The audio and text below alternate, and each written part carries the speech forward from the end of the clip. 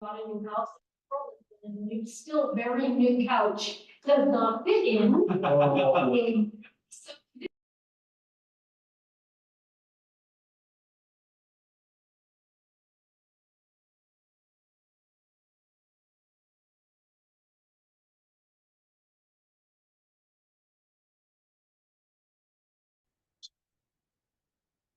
Perfect. Thank you very much. Okay, we have a little feedback in the room, but we'll work on that as we go. Welcome, everyone. We'll call the Ava Community Energy Meeting to order. Today is Wednesday, September 18th, 2024. And we have a roll call vote, please. Thank you. Alameda County. Present. Berkeley. Present. Dublin. Emeryville. Present. Fremont. Hayward. Present. Lathrop. Livermore. Here. Newark. Oakland. Piedmont. Here. San Leandro. Present. Stockton. Present. Tracy. Tracy. Sorry, you cut out. If you said Tracy, I'm here. Thank you. Union City.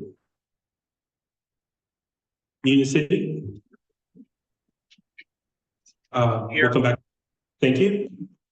Community Advisory Committee. Albany. Here. Pleasanton. Present. We have a forum. And let records show that Oakland is also shown. Thank you. Attendees list, right? Who's on the attendees list, right? We are definitely hot mics.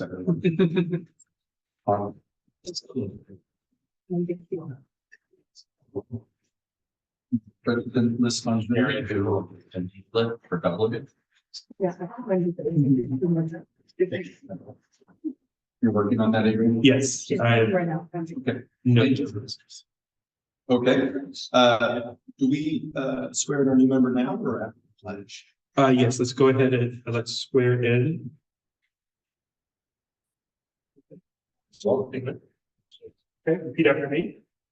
I, your name, I, Mark Craig, do solemnly swear do solemnly swear that I will support and defend the Constitution of the United States that I will support and defend the Constitution of the United States and the Constitution of the State of California and the Constitution of the State of California against all enemies, against all enemies, foreign and domestic, foreign and domestic, that I will bear true faith and allegiance to the Constitution of the United States that I will bear true faith and allegiance to the Constitution of the United States and the Constitution of the State of California, and the Constitution of the State of California, that I take this obligation freely and that I take this obligation freely without any mental reservation or purpose of evasion, without any mental reservation or purpose of evasion, and that I will well and faithfully discharge the duties upon which I'm about to.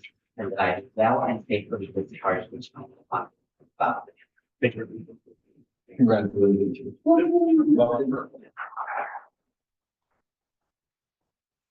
And with that, since you're the newest member on the ticket, you can lead us in the Pledge of Allegiance. That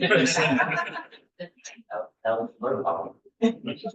I pledge allegiance to the flag of the United States of America and to the republic which stands one nation under God, indivisible, with liberty and justice for all.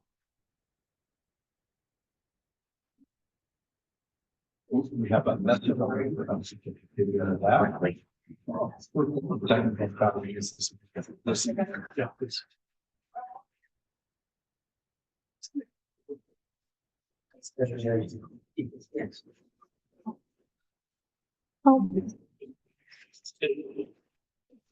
No. Okay, sorry for that. Okay, and welcome, Dublin. Director of the second is first. Okay, so we are moving to item number 3, public comment. This item is reserved for persons wishing to address the board on any Ava community energy related matter that is not otherwise on this agenda. Public comments listed on the agenda shall be heard at that time when the matter is called. As with all public comment, members of the public, as with all public comment, members of the public who wish to address the board shall be limited to 2 minutes and must complete an electronic speaker slip, please. I ask that we are respectful and maintain decorum. Some speakers may have different opinions, and we wish to make sure we hear all perspectives. Therefore, no clapping, booing, or other disruptions shall be allowed. Please note that this is your time to be heard. If you ask questions, they may not be answered unless they are taken up by a board member. With that, are there any members in the public that wish to speak at this time? In the room? Seeing none rise online? Yes. Valeria Mora, you're recognized for 2 minutes. Your meeting ID followed by pound.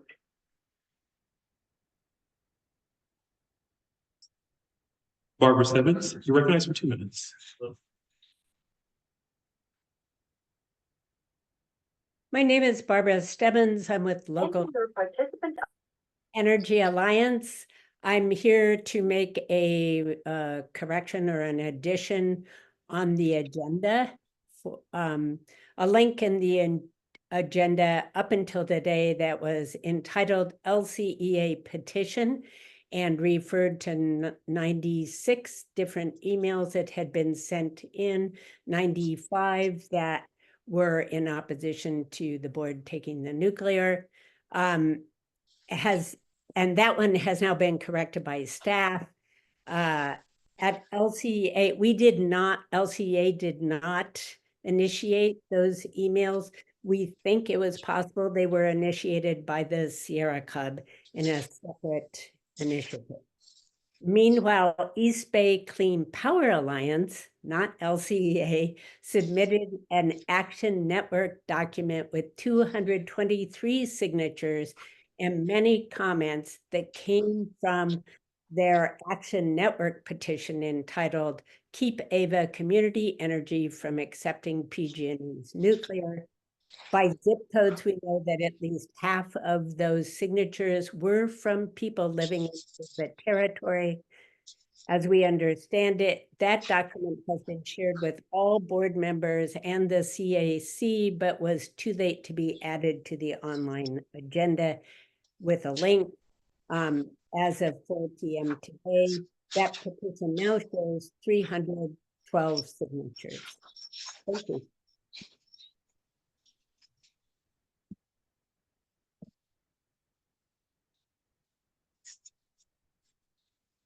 Yes. Okay. Thank you. Yes. Do Do you have any additional speakers for items not on the agenda? Margie Lewis, you're recognized for 2 minutes.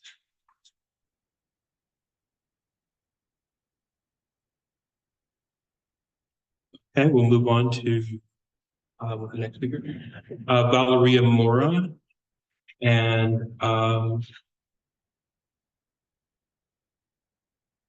we have, hold on 1 minute.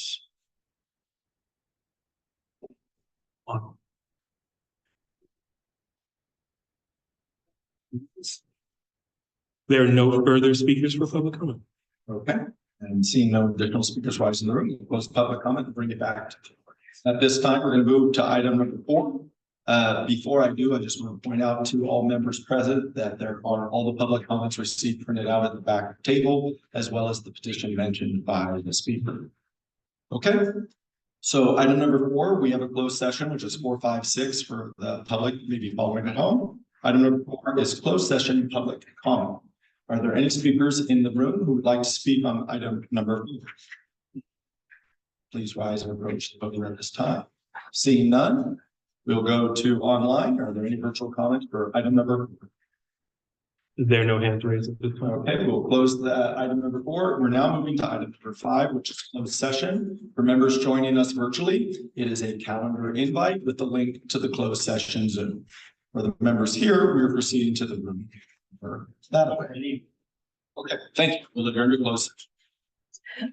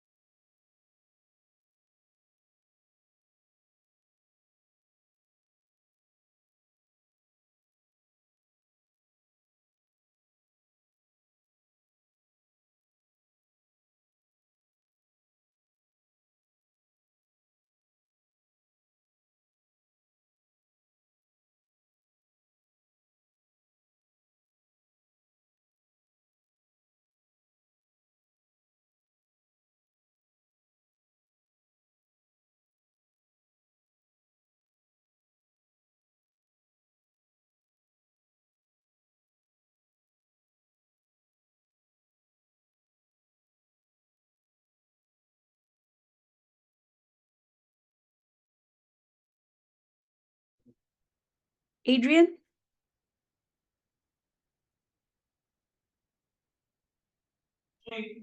Yes, I can, yes, no problem.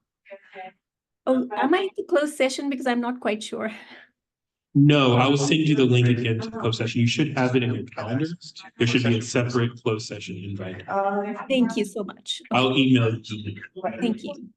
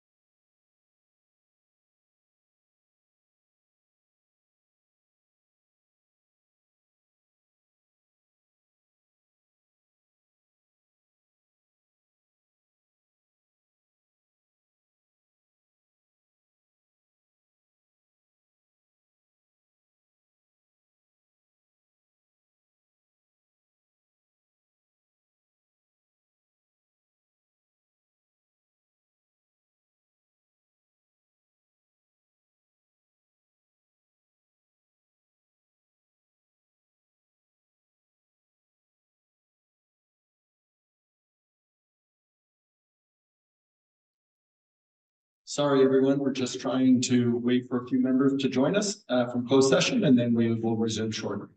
Thank you for your patience.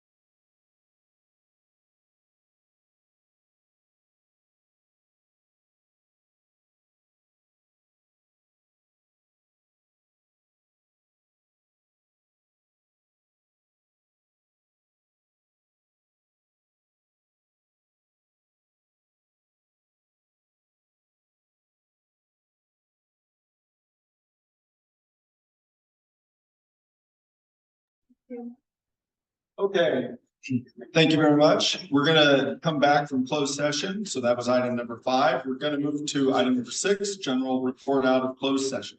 There is nothing to report out of closed session today. Okay, excellent. With that, we are now moving to the consent calendar. The consent calendar may be approved by one motion. It is items number 7 through 12. Are there any members that wish to pull anything off of the consent calendar at this time, or any questions of the consent calendar by any member at this time? Yes, Berkeley. Nothing to pull, but for the record, I think in the minutes, this page 2, the spelling of Susan Silver's last name, I think is a BE. Something. Or clerical correction. Any member online having clarifying questions of anything on the consent calendar, items number 7 through 12? Please raise your hand at this time or to know. Seeing none, we'll go for public comments. Are there any people, members of the public that wish to speak on the consent calendars, item number 7 through 12 at this time? Please rise and approach the podium in the room. Seeing none, are there any public comment online to the consent calendar, items 7 through 12? Yes. Jim Lutz, you're recognized for 2 minutes. Jim Lutz, I'm a member of the CAC. I wanted to note that we discussed item 11, the ballot initiative discussion, but did not take a vote on it. And that's all. Thank you for that clarification or information. Okay, are there any additional public comment for anything on the consent calendar? There are no hands raised this time. Okay, we'll close public comment on consent and bring it back to the members. Actually, my apologies. We will reopen public comment. Yes. Member Souza, CAC Vice Chair Souza, speak for 2 minutes. Oh, I apologize. I didn't know she's on. She's the CAC. Thank you very much. Yes, please. Yes, I hope you can hear me. I do have some mention about exactly what Jim Lutz was talking about as far as the ballot initiative from the CAC report, and I will report on it after we discuss it. Thank you. Thank you for the raising your hand and letting us know. Okay, are there any additional public comments at this time for the consent calendar? There are no hands raised at this Okay, time. we are closing the public comment on the consent calendar, moving back to the members. Member Cow. I just want to thank you, Mr. Chair. I just wanted to say I'm very happy that we're going to be taking a position in favor of Prop 4. That's one of the most exciting state propositions we've seen in a long time. certainly it relates to our mission here, and I'll move the consent calendar. Thank you very much. Thank you. We have a motion by Oakland, second by Alameda County. Any further comments before we go to roll call vote? Seeing none, please call the roll. Thank you. Alameda County. Aye. Berkeley. Aye. Dublin. Dublin. Back to Dublin. Emeryville. Aye. Fremont. Hayward. Aye. Livermore. Aye. Newark. Newark. Here. Excuse me, hey, Fremont and Newark, we're taking a roll call vote on Yep. consent calendar items 7 through 12 at this time. And we're here. We're here. Aye. I'm sorry, Newark, we're asking for your vote on the motion to approve the consent calendar. Aye. Thank you. Great, thank you. And what, Fremont? Aye. Thank you. Oakland. Aye. Piedmont. Aye. San Leandro. Aye. Stockton. Aye. Tracy. Yes. Tracy. Thank you. Union City. Yes. Thank you. Albany. Aye. Pleasanton. Can you go back to Dublin first? Dublin. Dublin. Dublin. Pass on Dublin. Pleasanton. Aye. The city calendar is approved. Thank you very much. Okay, with that, we'll be moving to the regular calendar, our regular agenda, excuse me. With that, item number 13, the CEO report. Great. I've taken the liberty to expand the scope a little bit of C report and just touch on some interesting highlights that we have ongoing. I'm going to try to keep this brief though, given the we have later in this agenda. So first, I'll just start with a quick review of our subcommittee meetings that we had in September. We did have an executive committee meeting September 4th. We primarily covered our resilience initiatives that's related to our critical municipal facilities program, as well as a variety of grants and our solar and storage incentive program. So we talked a little about how we will work with a grant applicant to help define what resilience services are eligible for our solar and storage incentive program, and think about how to consider different eligibility criteria associated with that as well. So a lot of work to come there. And we also discussed some future plans for study session workshops that those grantees will assist in facilitating. On the Finance Administrative Procurement Subcommittee meeting, we had that on September 11th, and we reviewed 2 items: our fiscal audit process. Everything is going smoothly there, targeting end of October completion. And then we did review the hourly flex pricing pilot program, which we just on consent agenda. In terms of new employees, we have one new employee that just joined us, Colin Krenitsky, who's our Director of Clean Energy Structured Finance, great background in the solar space. Focusing in part on our critical municipal facilities, our solar PPA negotiations, and some other initiatives as well. I'm going to go to the next page, please, Adrian. So a few additional highlights related to our community grants work, kind of 4 areas of that grant making. The first is one of our grant organizations, Change Street Copper, is doing live induction cooking demonstrations. They held 4 events in August and 3 events in September. The next one is that we are completing contract with 2 organizations, Rising Sun Center for Opportunity and Agape, the Advancing Green Apprenticeship Pathways organization, to assist in clean energy jobs training and awareness. So those contracts are nearing complete. We're really excited to have them initiate some work related to jobs training. Number 3 is polls that we saw related to our community electric vehicle charging program. So we have 2 contract awards that were listed on tonight's consent agenda that were just approved.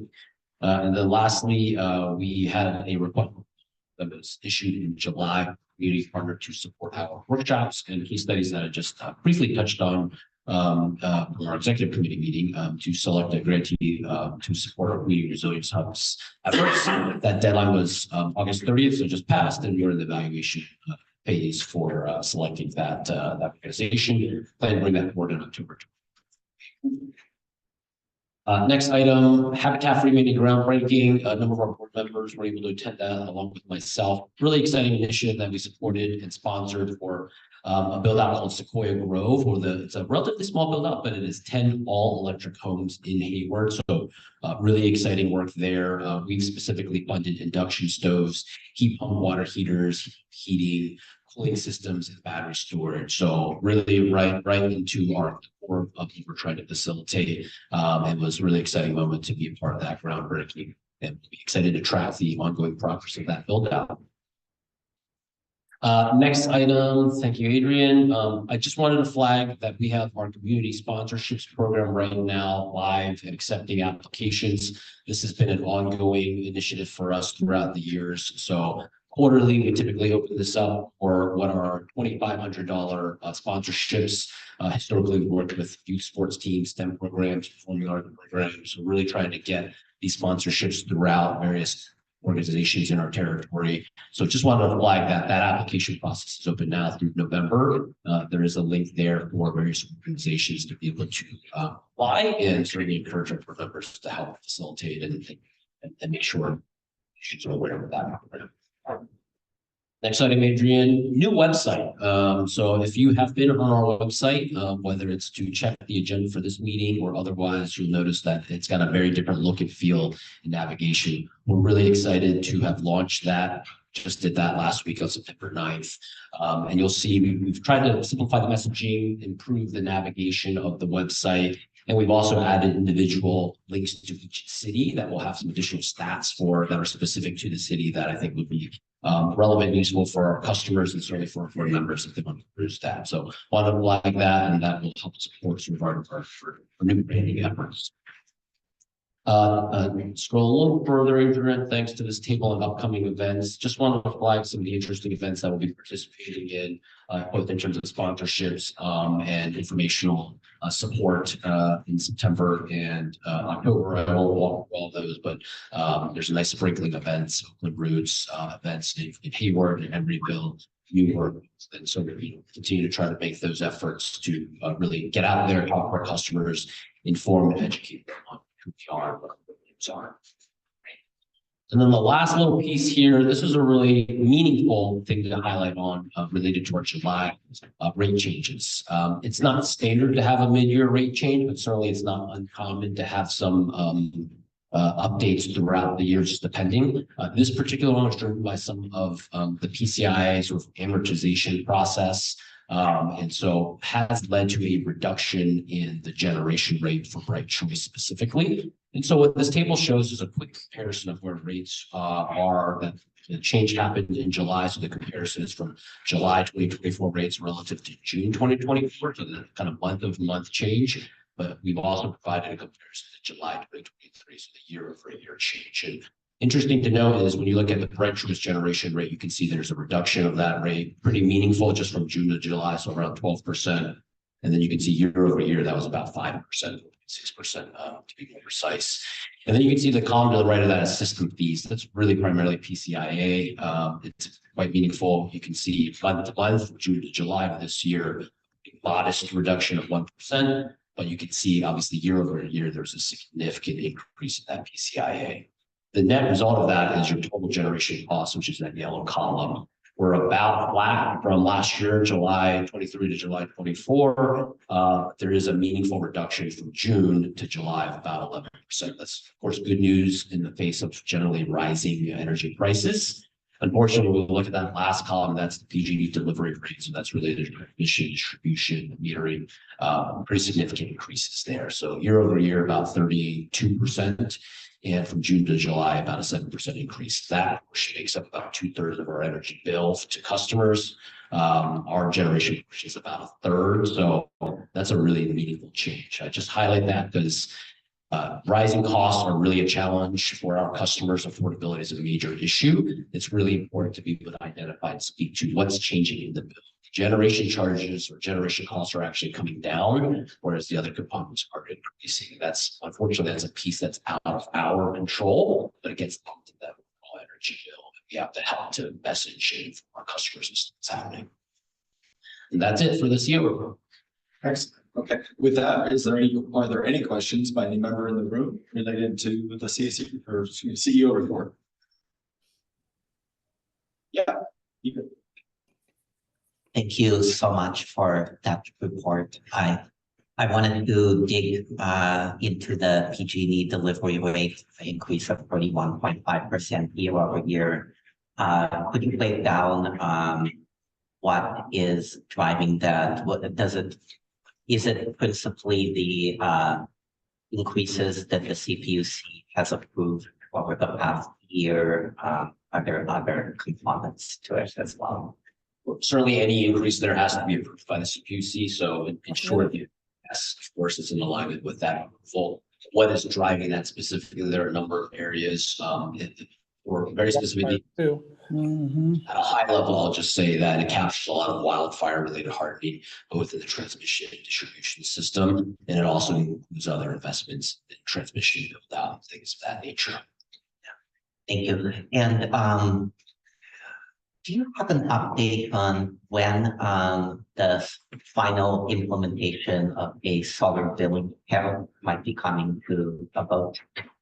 Yeah, I believe that's in the spring timeframe. We're planning to roll that out for what you're referring to, sort of AKA NEM 3.0. So we are in the process of planning to implement that. I know that some customers are already on that. Actually, I guess what I'm speaking more to the solar storage incentive program that will support some of that effort, but that tariff is out there, right? Maybe I'll let Amy speak. Yeah, from a billing operations, residential customers who qualified for, who were they didn't have interconnection before that set date. They are currently being billed on solar billing plan. That launched July 15th or mid-July. Okay. Any additional questions by members in the room? Members online, Member Cox or Hannah? Thank you so much. I just wanted to thank Howard for his report today, but also on behalf of the Fremont Cultural Arts Council, they received the $2,500 community sponsorship award just recently, and it means so much to be able to help our young people in keeping up with performing arts programs to help make a difference in our community of the creative, science-driven type background. So on behalf of them, I just wanted to say thank you so much for supporting the arts in the community of Fremont. Thank you so much. Any additional members online that would like to add any comments at this time related to the CEO report? Okay, I'll just also add that I personally like the expanded CEO report a little bit better, so I would encourage it to retain or continue along this trend line. That's my first comment. And I'll also give a shout out, as Member Cox did, Ava Community Energy helped a congregation in my community save significant costs year over year because of the PG&E challenge. But Ava took the lead in the customer service element because they are Ava customers to try to bridge the gap and resolve the difference. So saving them significant dollars each and every year. So thank you, I appreciate it. With that, does the CAC have any comments related to the CEO report at this time? Yes, we do. Please. Thank you. So we do have some comments on the EV charging and there were two chosen entities and we were really happy with them. We felt that they had really good reviews. Something special came out of that too, is one of them is the church, and there might be a little discussion in the future that we might round up some ideas about churches because they are in the community, and we know that EV charging is difficult for some residents of homes and apartments, and if we can involve some community people such as the churches, there might be some opportunity there. But the vote was taken. It's unanimous. Yes, to support that. I don't know if I want to go any further into the ballot initiative right now. Are we going to discuss that further? Typically, you can handle that in the CAC if you don't mind in the next item as soon as I get there. Okay, very good. Thank you. Thank you. Okay, with that, any public comment on the CEO report at this time? If you would like to speak and are in the room, please approach the podium at this time. Seeing none online, are there any comments virtually for public comment on item 13? Yes, Jim Lutz, recognized for 2 minutes. Yeah, Jim Lutz, I'm on the CAC, but I'm speaking for myself now. The very last, I did a similar analysis to the rate change that the CEO reported. For my own house, I looked back at digitized 10 years of past electric utility bills and wanted to report essentially the same message, that the total electricity bills are increasing outrageously, and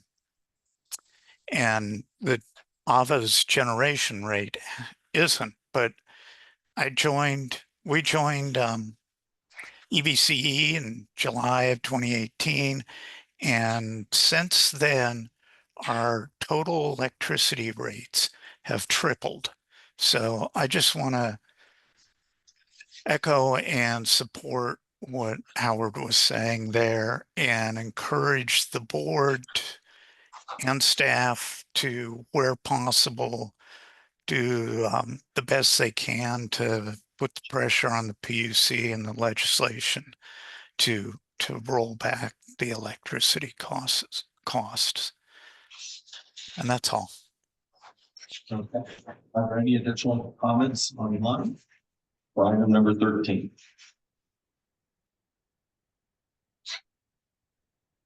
There are no hand raised at this time. Okay. I'll close public comment and bring it back. Are there any further comment by board members at this time related to item 13? Any deliberations? Seeing none in the room, any online? And just a reminder that it is in the agenda package as well. So, okay, we'll close that item and now move to item number 14, the CAC chair report. And you are welcome to talk about anything else on this, please. Oh, thank you very much.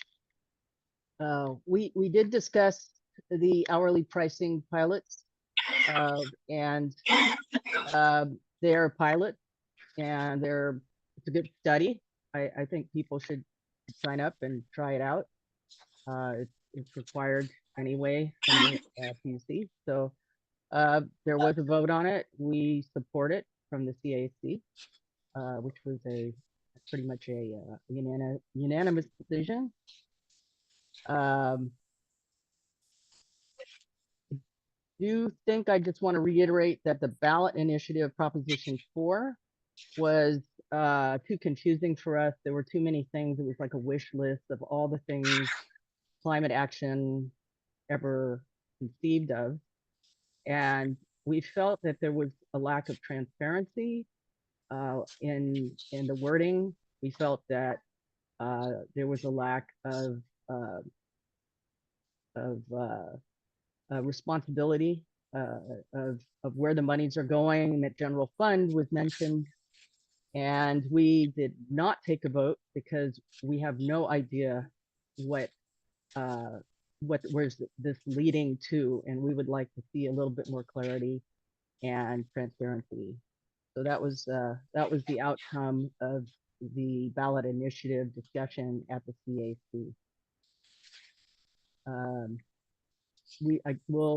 I'll reserve my comments on the nuclear allocation for when it comes up. Thank you. Okay. Yep. We'll come right back around to that. Thank you. Okay. Are there any clarifying questions by members of the board of the CAC at this time in the room? Online? Seeing none. Any public comment on the CAC report in the room? Yes. Eric Brooks, you're recognized for 2 minutes. Yeah. Hi, folks. I just want to reinforce what the CAC representative said about Proposition 4 with another point on it, and that is that it also there are lots of good things in Proposition 4, although the accountability, as mentioned, is not there. But there's something that's really not good in it, and that is the wildfire and forest management sections of it, which contain language like reducing fuel loads. And any of you that are involved in protecting forests know that that is code for logging.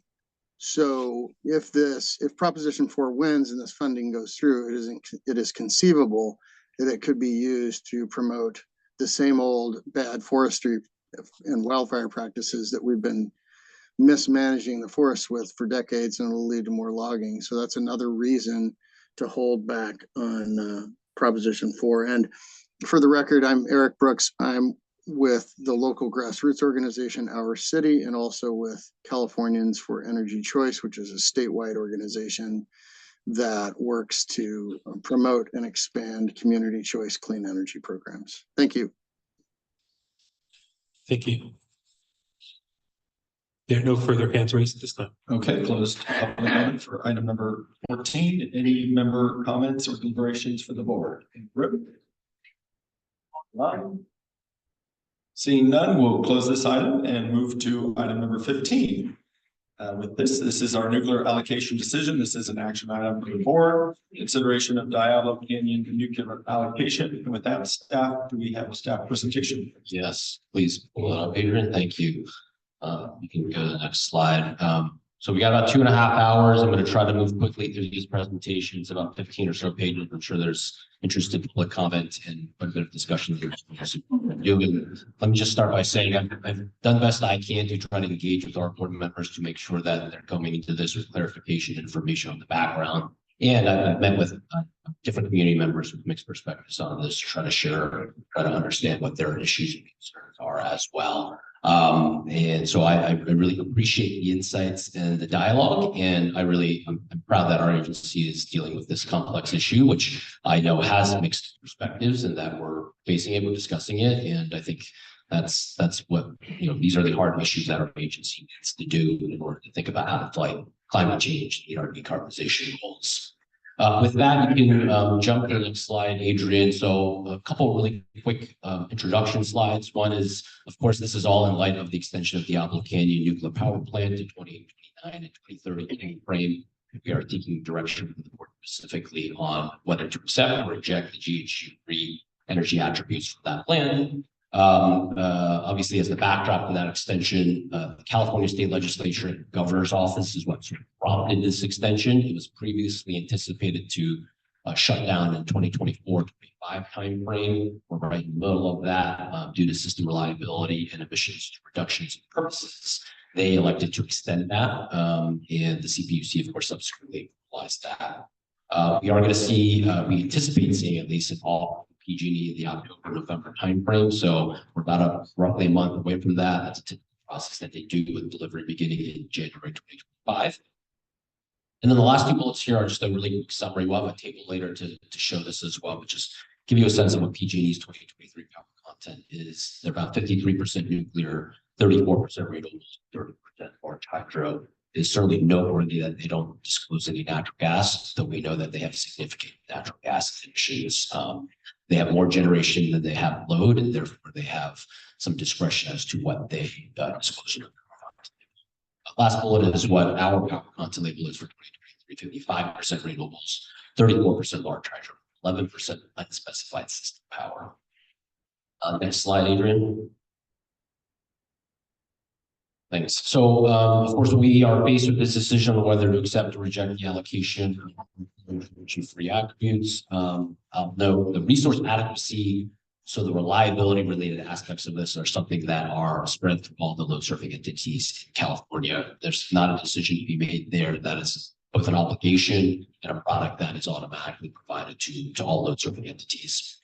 I'll note that resource diversification is critical for our clean energy goals, and Diablo Canyon will continue to operate regardless of our decision here. So it's not technically additive to system diversification per our action.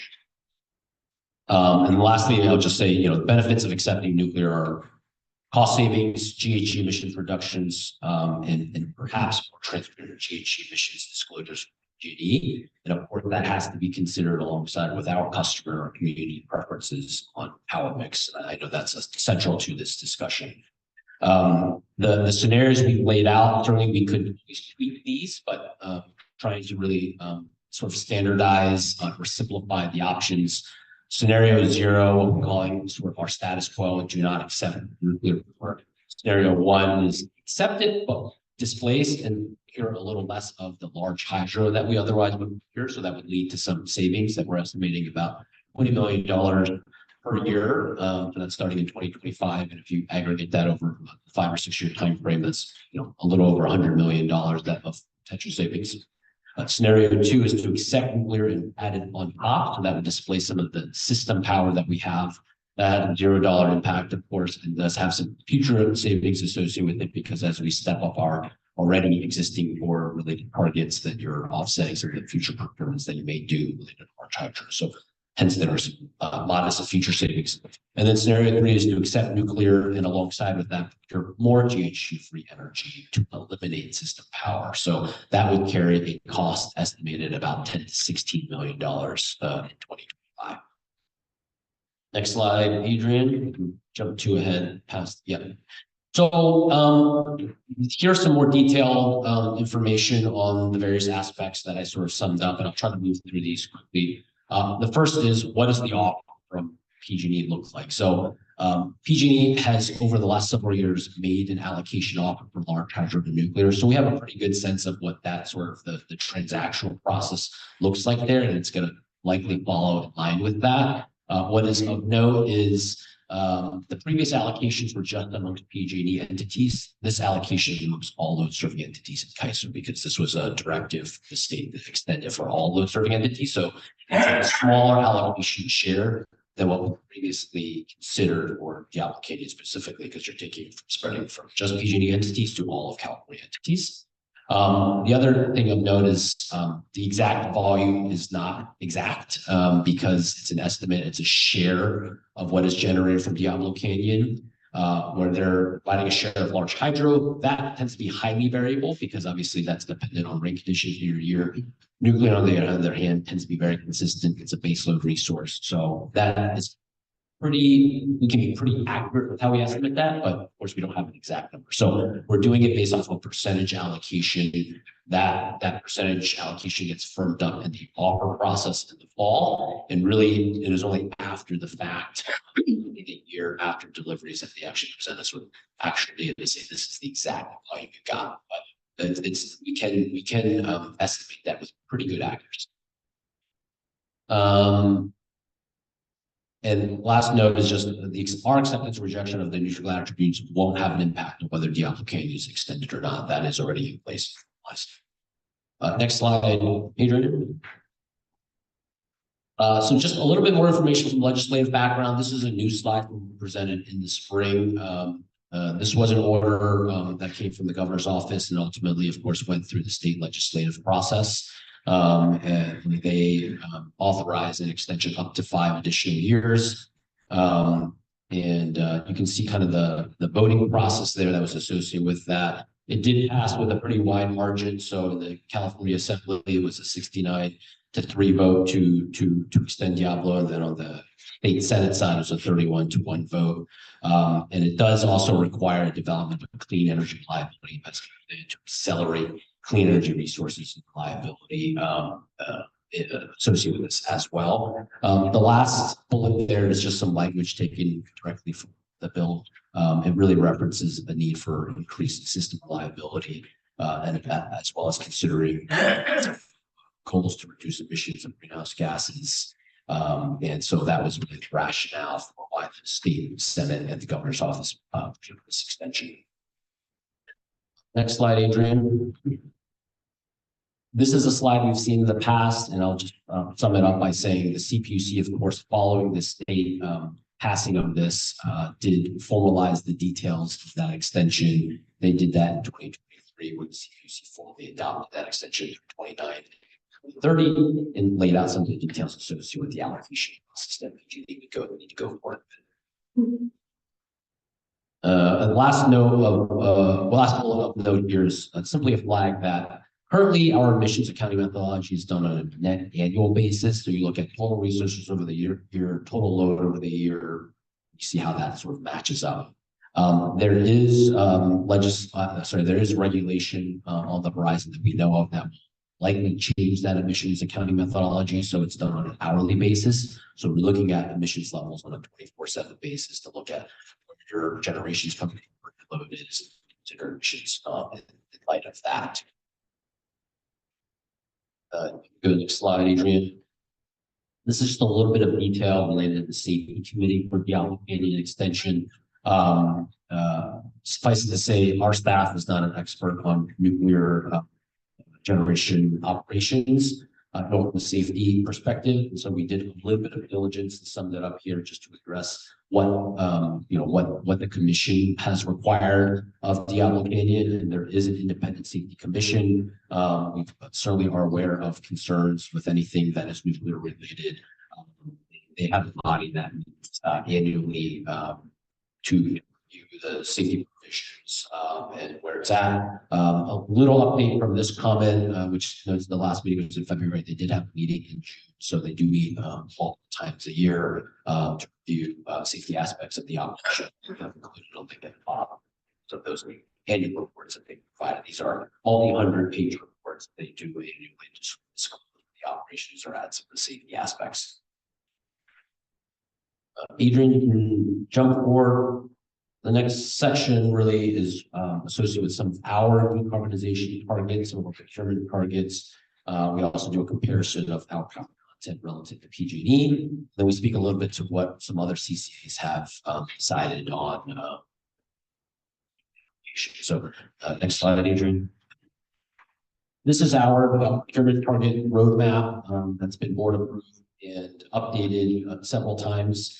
So this should be fairly familiar. This was presented during our budget review as well. I'll focus specifically on the 25 timeframe, since that would be the potential start of nuclear allocation period. The renewable percentage target we have is 56%. The carbon-free percentage target is 81%. The differential there really is expected to be large hydro. Current decision of not accepting the nuclear allocation to be clear, so that difference is really large hydro. And then we have an unspecified or system power of 19%. So the asterisks are just noting subsequent modifications that the board has made in year-to-year budget setting scenarios. Because of our budget surplus, we've been able to exceed the original targets that the board established going up to 2030. Of course, you can kind of see the path currently that we have 2030, what that looks like. Targeting 75% renewables in 2030, 100% carbon. So that balance right now would be assumed to be large hydro. Next slide, Adrian. This slide shows the draft power content for 2023. I know we're well into 2024 already. There have been some significant delays in this year's disclosure updates due to some REC team delays. So what we have here compared is our right choice for 23. Unfortunately, what we just be shooting for is 100% renewable energy, and then the PG&E power content.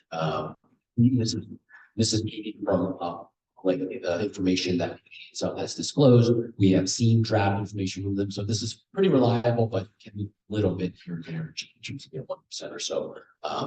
But you can see our right choice is 55% renewable energy, 34% large hydro, and then 11% unspecified power.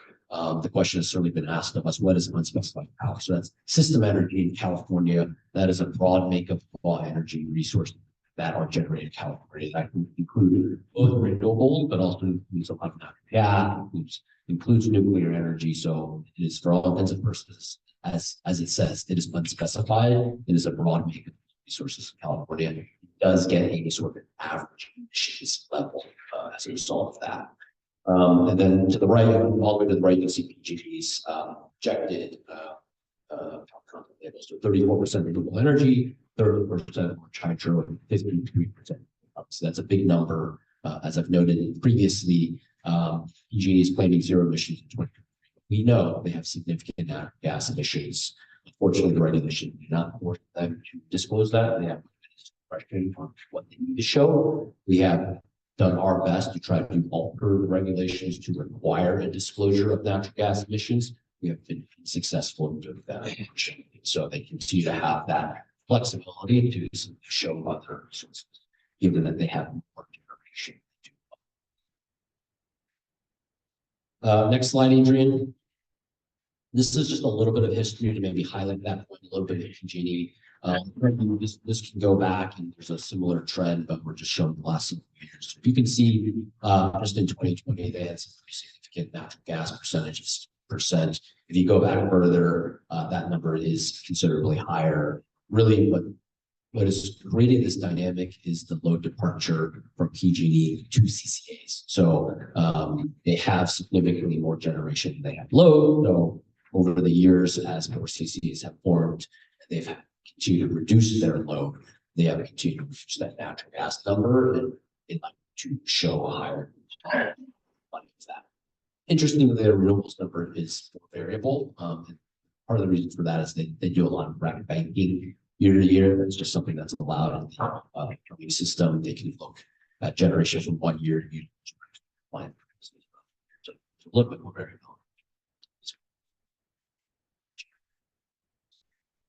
Next slide, Adrian. So the next couple of slides on what other CCs have done related to nuclear accepting or rejecting an application. On this particular slide, I'm showing the PG&E specific CCAs. Historically, what I'll say is that roughly half of the CCAs in statewide have 100%. The next slide actually shows a breakdown of those entities that have. So there's roughly 24, 25 CCAs, about half of those CCAs with a heavy concentration in Southern California have to accept nuclear and half they'd like to reject it. The majority of PG&E CCAs have rejected it. Right now, there are a number of CCAs revisiting that decision just as we are. MCE, it's the Clean Energy, Sonoma, Redwood Coast Energy Authority. So a handful, probably 6 CCAs.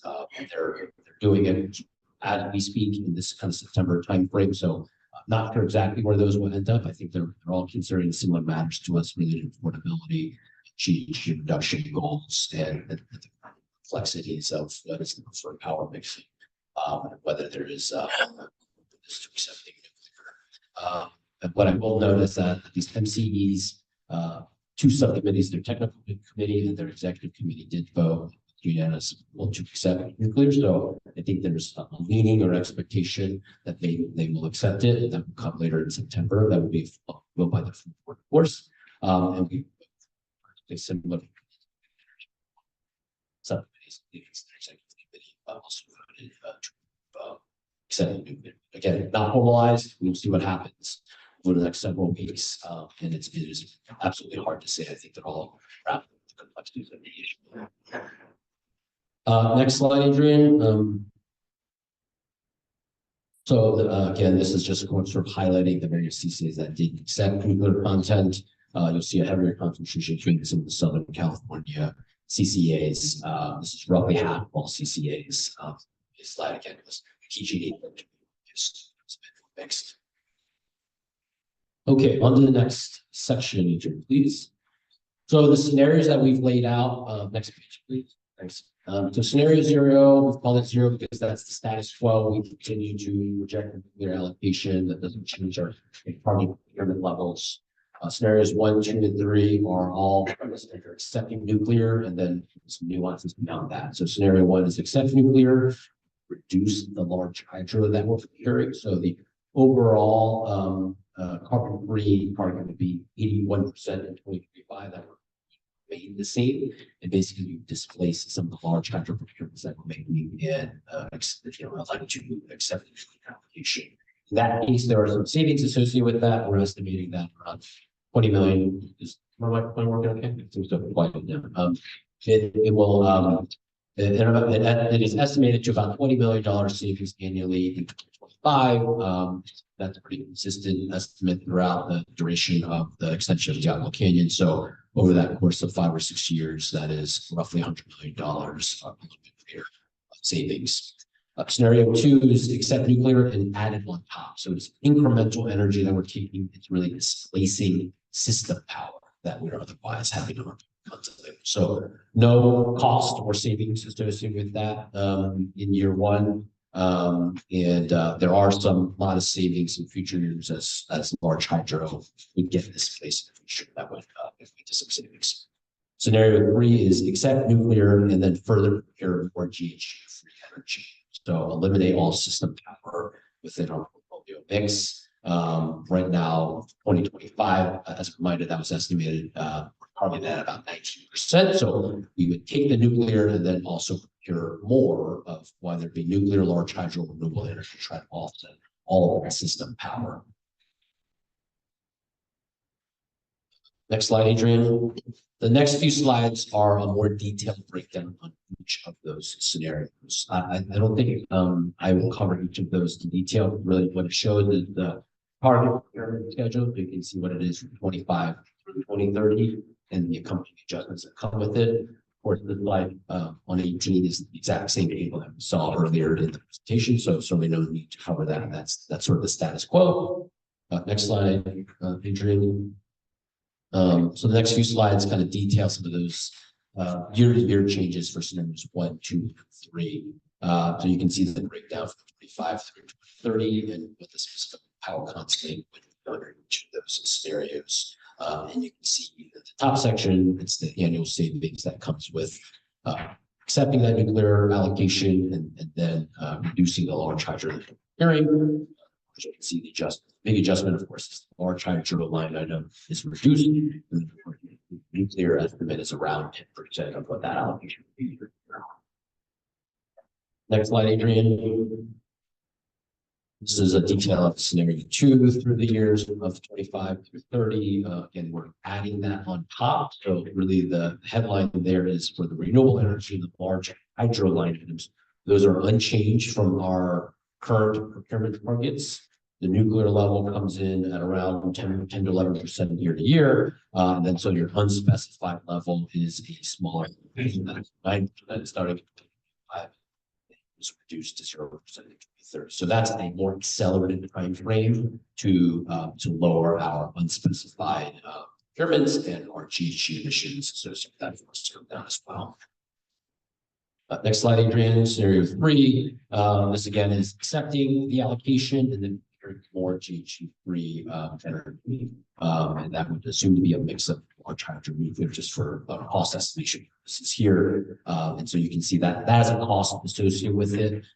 We've estimated that between $10 and $16 million in 2025. That's what incremental or that incremental cost we're forecasting to be lower as you go forward and then lead to savings. We're saying that because our current roadmap has it. So assuming we do that as our baseline, so therefore your need to procure or GHG emissions is less year to year. Next slide, Adrian. So slide 22 just shows a snapshot of those scenarios. We've just taken 2025 as the sort of base year for simplicity in this table. You can see in all the scenarios the renewable energy is the same percentage. The change, of course, in large hydro is the scenario 1, where it goes down from 25% to 15%. And of course, nuclear is our estimate is around 10% of our content. That's the scenarios 1, 2, 3. And you can see some of the at the bottom, I'll just say the sort of the cost and savings associated with those decisions. All right, last slide, slide 23. So just to conclude, of course, we're seeking direction from the board on what scenario we consider. Here's a summary of the various scenarios that I've already touched on a number of times. We'll reread that. The last note I'll just make is it was a recommendation to consider phasing the voting for simplicity. So first consider whether we would reject or accept the nuclear attributes through 2030. And then if we decide to accept, then we would vote on scenarios 1, 2, or 3. So that is simply a recommendation, of course, to pleasure of the board. Someone take away that man's hot mic. All right, thank you very much for the presentation. Just for members of the public, before we go to clarifying questions by the board members, given the number of participants, we likely will be reducing the public comment period to 90 seconds. So could you prepare for that? And members of the public, you may wish to alter your language to conform to 90 seconds for the time. Okay, with that, we'll go to clarifying questions by members of the board related to item number 15, the nuclear allocation in the room. Questions, please. Yes. Sure, thank you. I have one question. Is part of our current unspecified energy mix coming from nuclear? Do we know? Yes, unspecified, we don't show it on our power plants label, but unspecified comes from all resources in California. It's not tracked, but it comes from nuclear, it comes from natural gas, it comes from renewables, it comes from water tires, any resource that's clear. And then a question for our attorney. If we accept nuclear allocation, does that create any legal liability for Ava Community Energy with respect to the operation of that valley?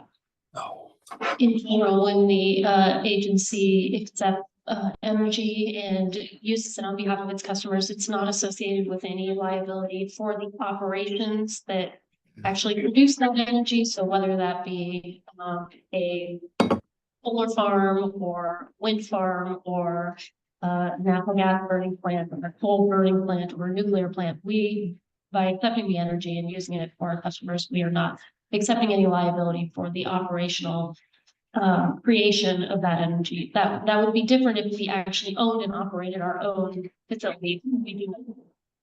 Thank you. Okay, I think I saw Berkeley next, please. Thank you.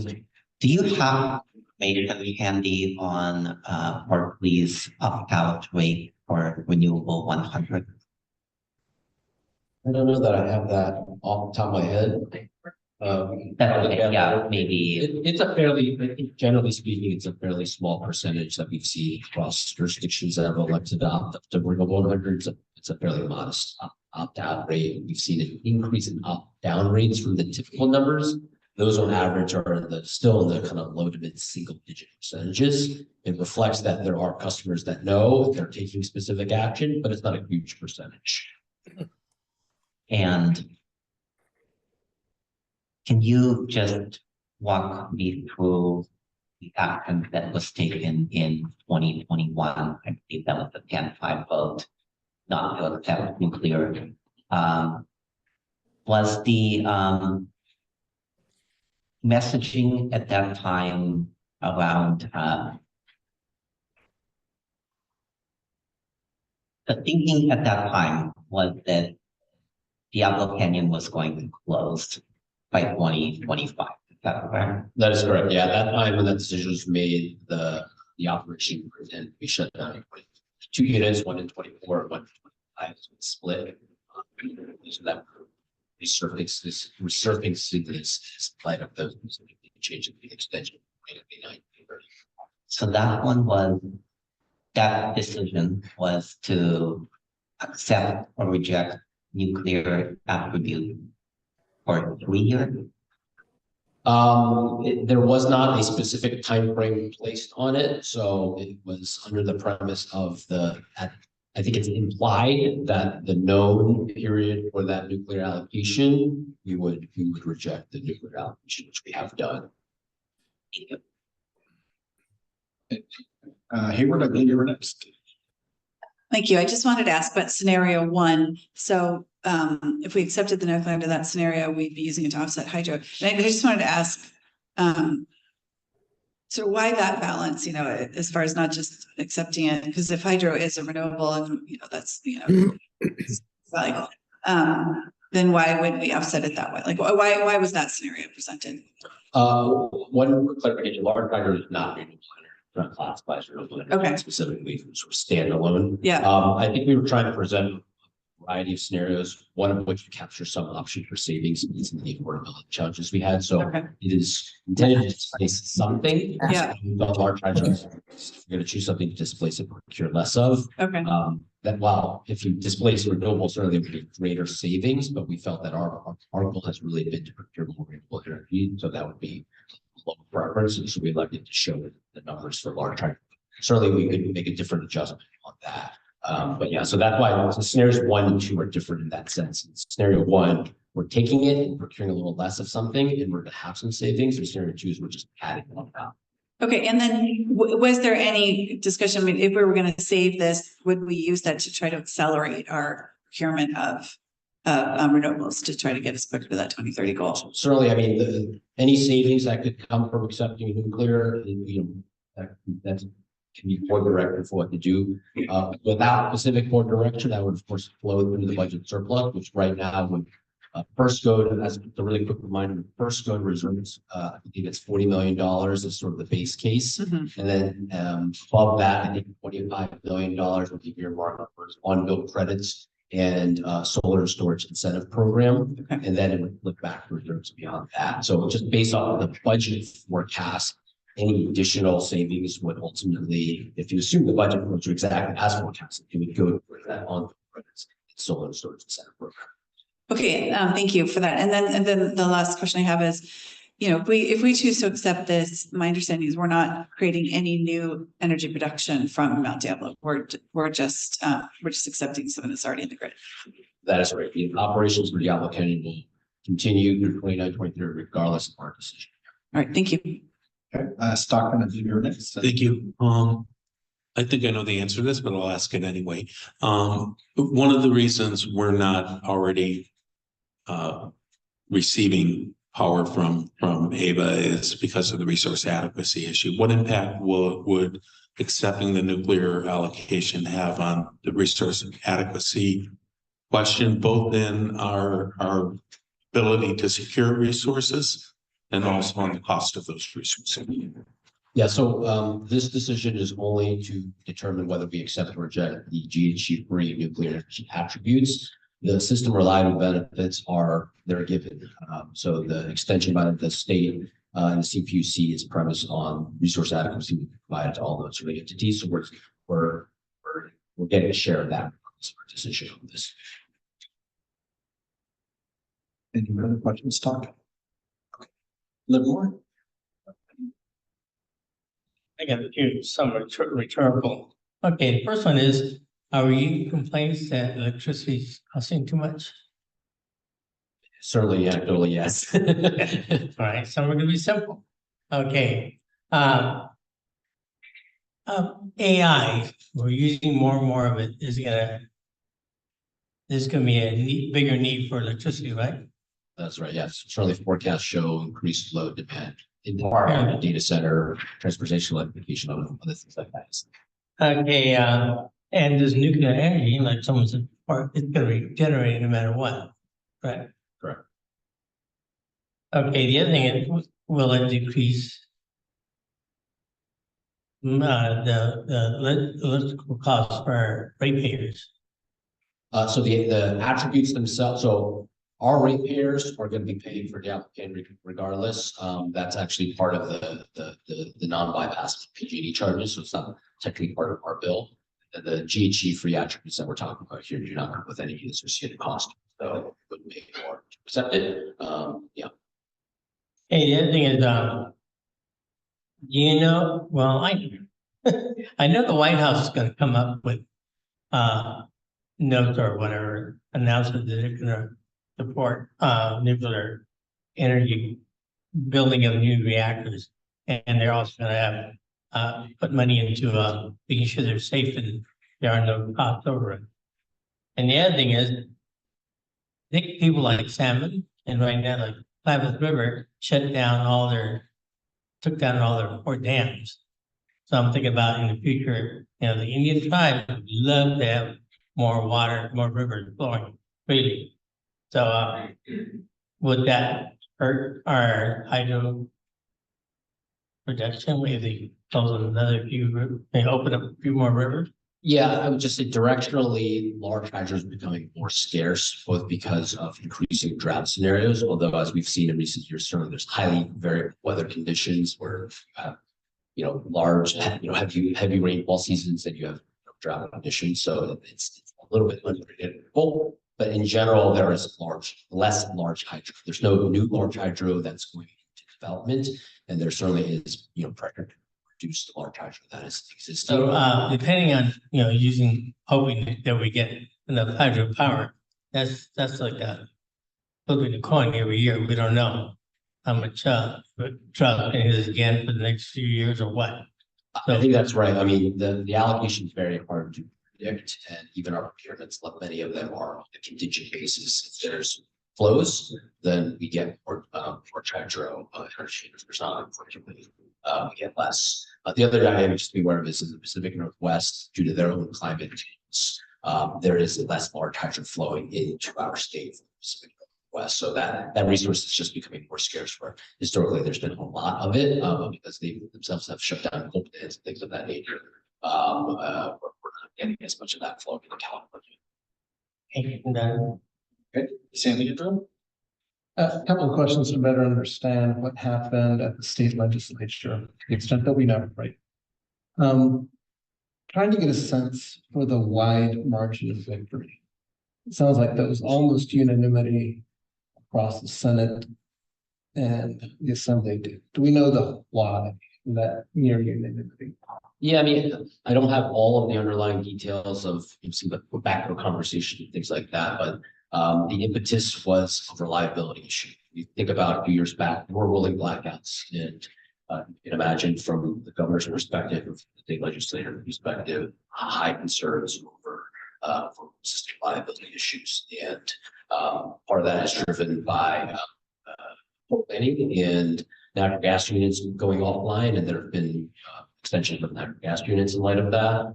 Diablo has a shared rationale like that. CPUC has ordered significant additional procurements of renewable energy storage over the next several years. Unfortunately, that's part of what's driving some of the increase in pricing. It's just that sort of urgency to buy, and the increased demand has increased some of the procurements that we've done in recent years as well. But that's the rationale, as trying to lay that out in the slide, and just sort of taking some of that bill language and sort of pointing to their discussions around system reliability needs around reducing emissions and greenhouse gases, things like that. If I can just explore a little bit more, does the bill, I think I'm reading that the bill requires an extension of the license for an additional 5 years. I believe it just a permission to extend. I believe it authorizes it, and then that authorization was provided to CPUC to make final determination on how, why, and when we'll do that. The following slide in the presentation shows the regulatory. So the CPUC approved it the year following. Did have a proceeding to extend that units. So that took that authorization and then they made it real. They acted on it. Is correct. The other thing that's kind of caught my attention is that money has been lent to make this happen. We know why the money was provided. In terms of the California state budget allocation, or even any federal. Yes, in terms of, well, I'm looking at the loan, there's $1.4 billion. I think the why, investment. I think the why is the rationale is in line with what I just spoke to in terms of system reliability concerns, GHG reduction returns. Why and how they were comfortable doing that, I can't really speak to that level of detail. It's a big number. It's a very large unit as well. So from a cost effectiveness perspective, it's a cost by ratepayers, no matter what. And so I think the state was trying to facilitate the extension of the operations there with some funding. Yeah. And my last question is just a follow-up, I think, on what board member Mariantos was asking. On our electricity bills, we're already paying for Diablo Canyon, right? Correct. Okay, any additional member questions in the room? Thank you for your patience online, member. Oh, CAC, clarifying questions. Otherwise, we'll get your report on the back if you don't mind. No, I don't have any clarifying questions. Okay, thank you. Member Cox, clarifying questions, or member Hannon? Yeah, just Howard, I think I heard your response, but I just want to make sure I heard it correctly. With any savings on scenarios 1 through 3, those aren't savings that we would be able to pass on to our ratepayers or our customers, because I am, as my colleagues are concerned about the high rates that folks are paying for energy. There won't be savings that we can pass on to our customer base? Generally speaking, that's correct. Obviously, the different scenarios have slightly different variability, whether it's savings or costs associated with that. Where there are savings that would flow through the budget surplus. This fiscal period, the forecast would be that that would flow into on-bill credits and solar storage incentive program, and certainly in future budget periods, future actions to be taken on how that surplus is allocated. Thanks, Howard. I also had a question. This is Director Cox. Please. I wanted to find out, when you say unspecified, is that like a hybrid of a mix of a lot of energy sources there?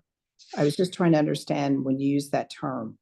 That is correct. It is unspecified, also sort of references system power in California. So in CAISO, there are a number of resources that exist in CAISO or resources that deliver into CAISO, and it is a mix of large hydro, renewable energy, nuclear, natural gas, and it gets mixed in there. And for those that were pure source specified, you have that attribute and you put that on people, and some resources are not sold in a specified manner. It gets mixed into what is called unspecified, and it does carry an average emissions factor as a result of that. But by nature, we cannot speak to how much is what in that mix. Okay, that helps me understand that piece.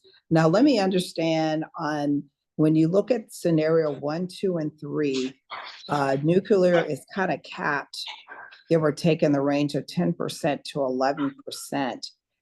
How did you determine that, as opposed to, did you even consider going higher to 20, 25%? Or this is all that they could work out in the deal of providing this solid nuclear energy source? I was just trying to understand, how did you determine the 10 or 11% for each scenario? Yeah, that is our estimate. The protocol is fairly well known, which is the application will get allocated or have an option to be allocated, and offer to be allocated, I should say, to all the load serving entities in CAISO. And so they're doing it on a load basis. There is, the underlying details, of course, fully inform what that precise number is. You can look at different years for that load. You can look at different paths for that load. And so that's where there could be a little bit of movement. We are making our best estimate for what we think that will be based off our load relative to CAISO as a whole. That we get that estimated 10% or so. We'll have a better sense of that in the next month or so. That allocation is actually offered. An estimate of that percentage, I think, will be provided in that process. And then again, after the fact, you actually get a volumetric, a megawatt hour accuracy, because they'll see what actually is generated. If there's an unplanned outage or a fourth outage, some sort, it'll generate less than reduce the overall volume versus, so that can adjust the number. But it's fairly reliable because it's a base load resource that generates all of the time. So we kind of know pretty good accuracy what the overall volume will be and what our share will be. So basically, it kind of sounds like we can kind of almost guarantee that it's kind of being in that range. I can't guarantee it, but I think, I think we feel confident it'll be plus or minus 2%, because we have a sense of what that volume is. A bigger factor that could change is what is our pool, right? So as we add Stockton Lathrop, as we likely add on San Luis County, if there were to be any further expansion, if there's load growth, data center growth, transportation electrification, you would jump our load, going to get likely the same volume from Diablo Canyon if we're accepted. And so that will actually create, reduce that percentage. But the volume is fairly predictable because it's base load, it generates all the time. You can have a pretty good estimate for that. Okay, thank you for that. And one last question. If we did not get nuclear, what would be kind of the range, just average, that there could be more power outages for us if we didn't do that, or the reliability impact? Is there anything that you could kind of share there if we did not do nuclear at all?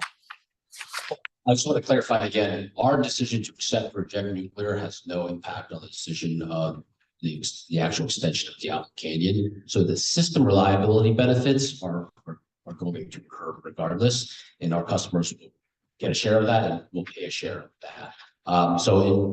If we were to elect to reject it or accept it, it has no impact on the reliability aspect.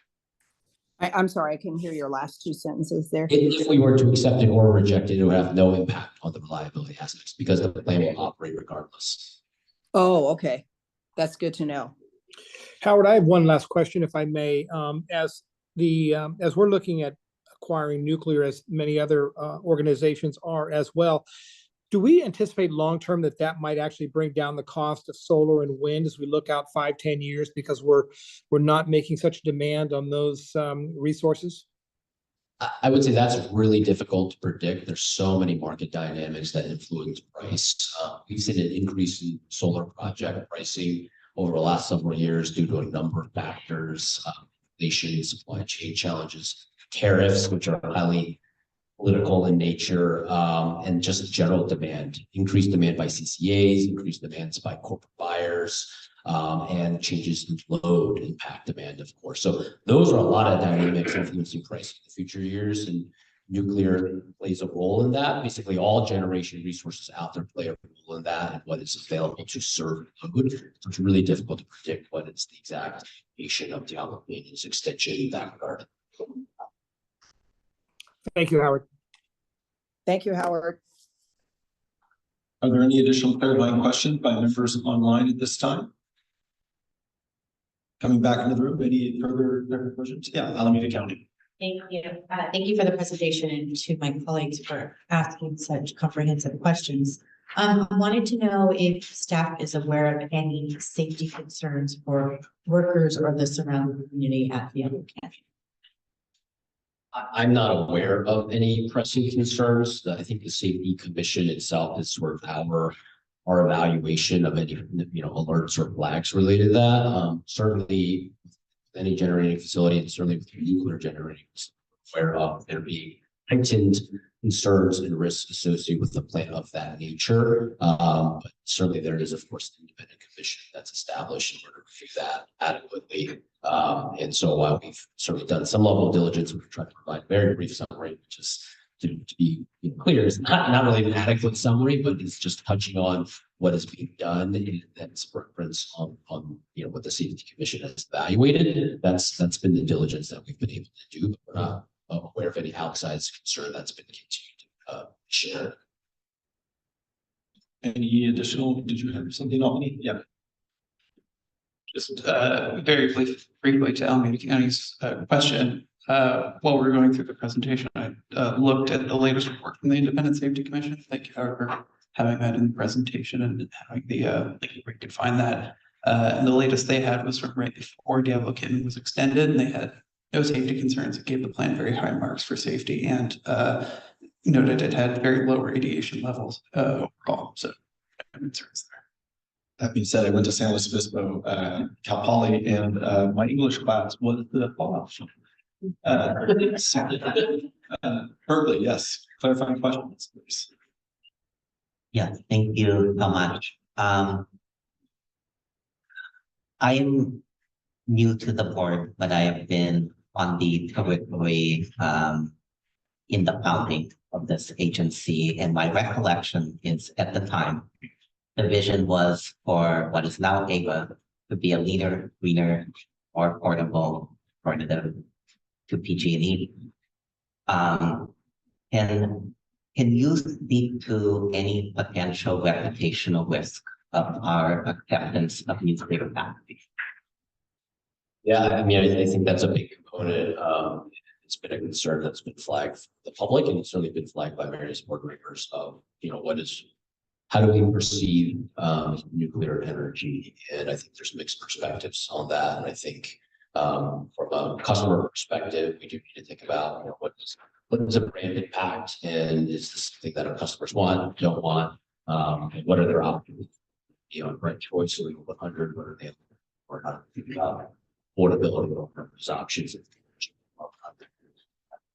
lot of premium, but a premium nonetheless. People are struggling out there.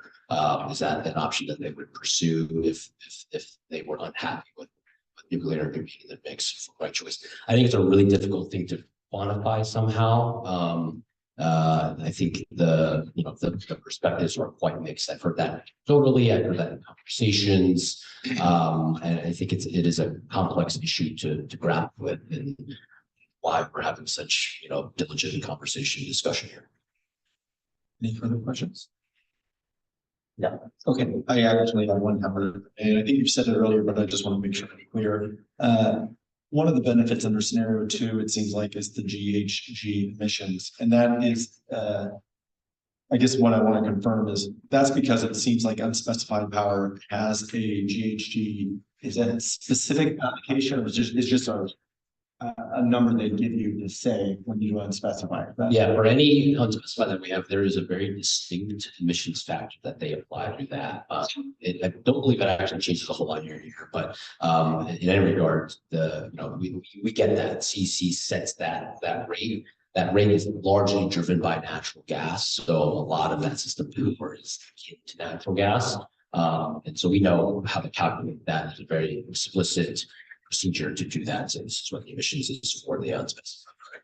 Okay, so sorry. So if we go to scenario 2, for example, not only are we are reducing the GHG emissions on our power content label, but we actually are by we're theoretically taking less unspecified power. Absolutely, yeah, that's great. Perfect. Okay. Are there any additional questions by any other members before I open it up to the public at this time? Oh, CAC, did clarifying questions?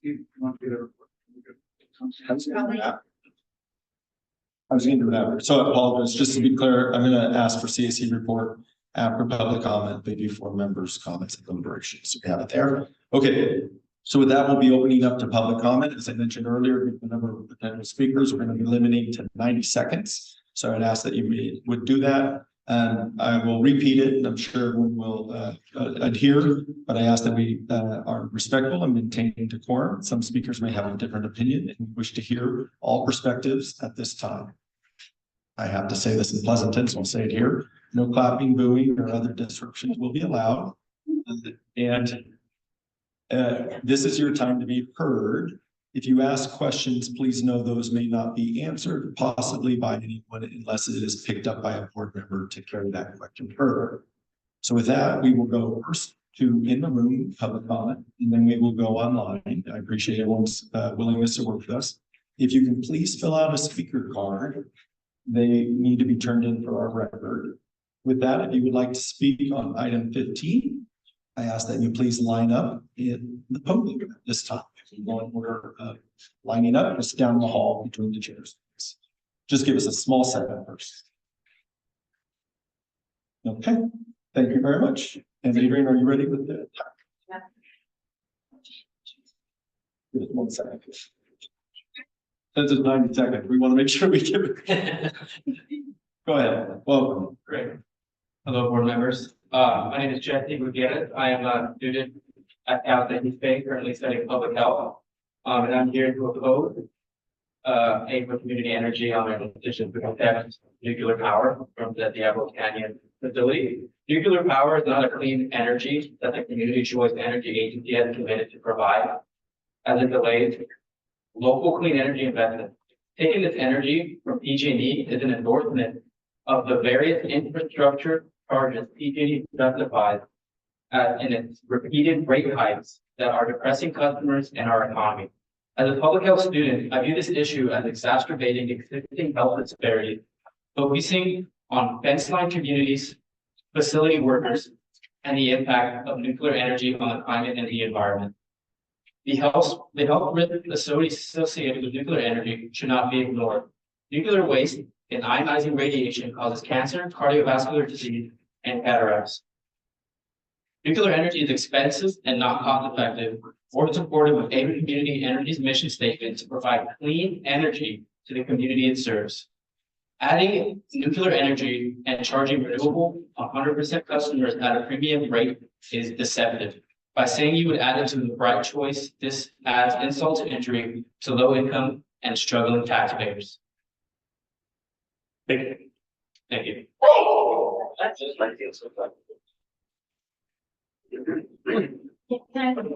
Adrian, can you make sure people online here? Yes. Members online, can we confirm that you hear the public speakers? Member Cox, are you able to hear the public speakers? Yes, we are. Okay, thank you. Okay, hi, I'm Nick Doe, and I'm everyone I know here. Oh, closer? Okay. I mean, good down a little bit.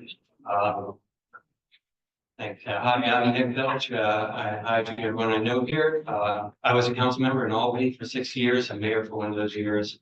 And for about 4 years, I sat on that side of the dais as a founding board member and Albany rep on EBTE. And now, which is now AVA. And I asked you to extend my time slightly if I go over, given my former position, my remarks really are brief, and I'll try to speak quickly. When I heard this item was on the agenda, and Sierra Club was getting involved, I felt I had to step forward. I'm currently an elected executive committee member of the Bay chapter and the local Sierra Club group as well. The conclusion of your presentation states,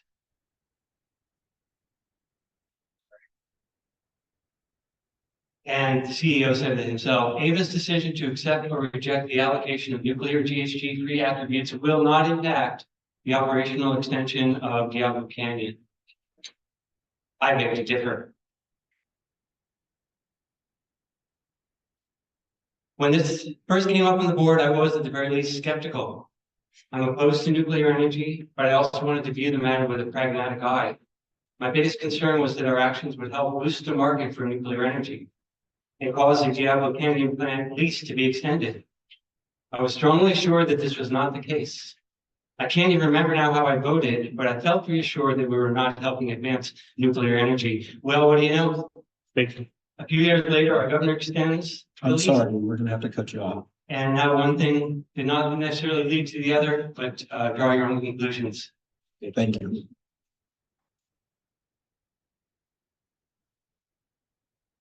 Good evening, board members and community. My name is Colin Cook Miller, and I'm here representing the Reclaim Our Power Utility Justice Campaign. I'm also an Oakland resident and AVA customer, and I strongly urge you not to take nuclear energy from PG&E and strongly urge you to vote for scenario 0. If AVA were to take nuclear from PG&E, it would send a signal that there is an appetite to both extend the life of Diablo Canyon or even to invest in additional nuclear energy in California. Nuclear energy is a false climate solution for multiple reasons. It's not actually carbon-free. Multiple life cycle analyses demonstrate that nuclear generates more carbon dioxide than fossil gas power plants at every phase: construction, operation, fuel production, dismantling, and waste disposal. It's unsafe. Unsafe for communities, for workers, and the environment. Uranium mining is especially harmful to indigenous and tribal communities in the Southwest. We all remember the Fukushima disaster of 2011. Diablo Canyon is adjacent to an earthquake fault line, and that exposes the plant to significant risk of disaster. We're not that far from San Luis Obispo here. We can do better. The promise of AVA Community Energy has always been that it can provide more local, more renewable energy options and strengthen energy democracy for community residents to have a say in our energy futures. Since 2020, the community has been consistent in our opposition to AVA taking nuclear energy. Please listen to your constituents and vote no tonight. Thank you. Thank you.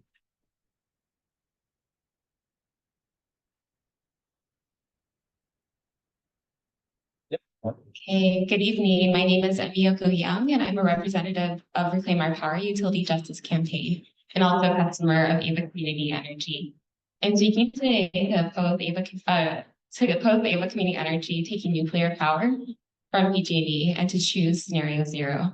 Our vision as a campaign is to ensure our communities have safe, reliable, local, affordable, decentralized, and clean energy. Nuclear is not clean. In order to produce nuclear, we're relying on coal and fossil fuels to reach a temperature high enough to extract nuclear from uranium. This is not even to name the harms of uranium mining on our environment and our community members, particularly tribal community members in Navajo Nation. Nuclear is not safe. We've seen many examples of nuclear disasters due to nuclear. Fukushima and Chernobyl being just a few. Nuclear is not local. Diablo Canyon is over 230 miles away from where we are today, making us dependent on transmission lines, which are very expensive and take over 10 years to build. And with poor infrastructure repairs, which often is the case, this can cause many wildfires. And Diablo Canyon is not reliable. Reliable energy requires some infrastructure that is safe and has received proper care. And PG&E has proven time and time again that they will not repair the infrastructure, which has resulted in public safety power shutoffs. So sourcing nuclear from Diablo Canyon does not mean reliability. It is also not affordable, especially when we're thinking about our non-energy benefits and the long-term health impacts on our people and the planet. By relying on nuclear energy and sourcing energy from Diablo Canyon, we are being set up by PG&E and investor utilities. Thank you. Thank you. Are there any additional members in the room that would like to speak at this time? Welcome. Yes, good evening. My name is Cynthia Landry and I'm on the 1021 Executive Board. Back in 2020, our local opposed the allocation of nuclear energy, and we revisited this again in 2024 when it came up for the agenda again. Both the 1021 Climate Justice Committee and SEIU Local 1021 is against the nuclear allocation. SEIU 1021 represents City of Oakland workers, Alameda County, and many local public workers, including Martin. And we support increased investments in renewable energy. And in the end, if we do not make investments now in renewable energy, wind, solar, and perhaps rooftop solar, doing incentives for rooftop solar, local rooftop solar, both in residential and in commercial settings. If we don't make those investments now, it's going to cost us more over the long run and mitigate climate mitigating efforts. Thank you. Thank you. Are there any additional speakers in the room at this time that would like to speak? Please approach the podium at this time. Welcome. Good evening, East Bay neighbors. My name is Ryan Pickering, and I am a rooftop solar installer from Berkeley, California. I'm here to advocate for scenario 2, which calls for AVA to incorporate nuclear energy into our mix without increasing prices. This decision presents an opportunity to lower the cost of clean energy for all, while positioning AVA as one of the cleanest community choice aggregators in California. For most of my life, I was opposed to nuclear energy. However, after deepening my understanding of electricity and installing hundreds of solar plus storage systems, I now recognize the essential role nuclear energy can play in enhancing sustainability, affordability, and reliability, all while complementing wind, solar, geothermal, and storage resources. By accepting nuclear energy in Bright Choice Plan, we can significantly reduce our reliance on out-of-state carbon-intensive electricity resources, lower emissions, and improve transparency within our energy portfolio, all without adding cost to AVA ratepayers. Scenario 2 offers access to the benefits of nuclear energy, including potential savings of $20 million annually for AVA customers by 2030. Public sentiment is shifting in favor of nuclear energy. A recent petition to amend the Nuclear Free Berkeley Act in 1986 garnered over 300 signatures from Berkeley residents this summer, reflecting the support. I also want to call for land back for the Yaktichu Tichu Yaktilhini tribe, whose homeland is beneath Diablo Canyon Power Plant. Their legal claim has been ignored by the state of California. I strongly encourage the board to approve scenario 2 to make clean energy accessible and equitable for all. Thank you. Do we have any additional speakers who would like to speak who are in the room? Please approach the podium at this time. Welcome.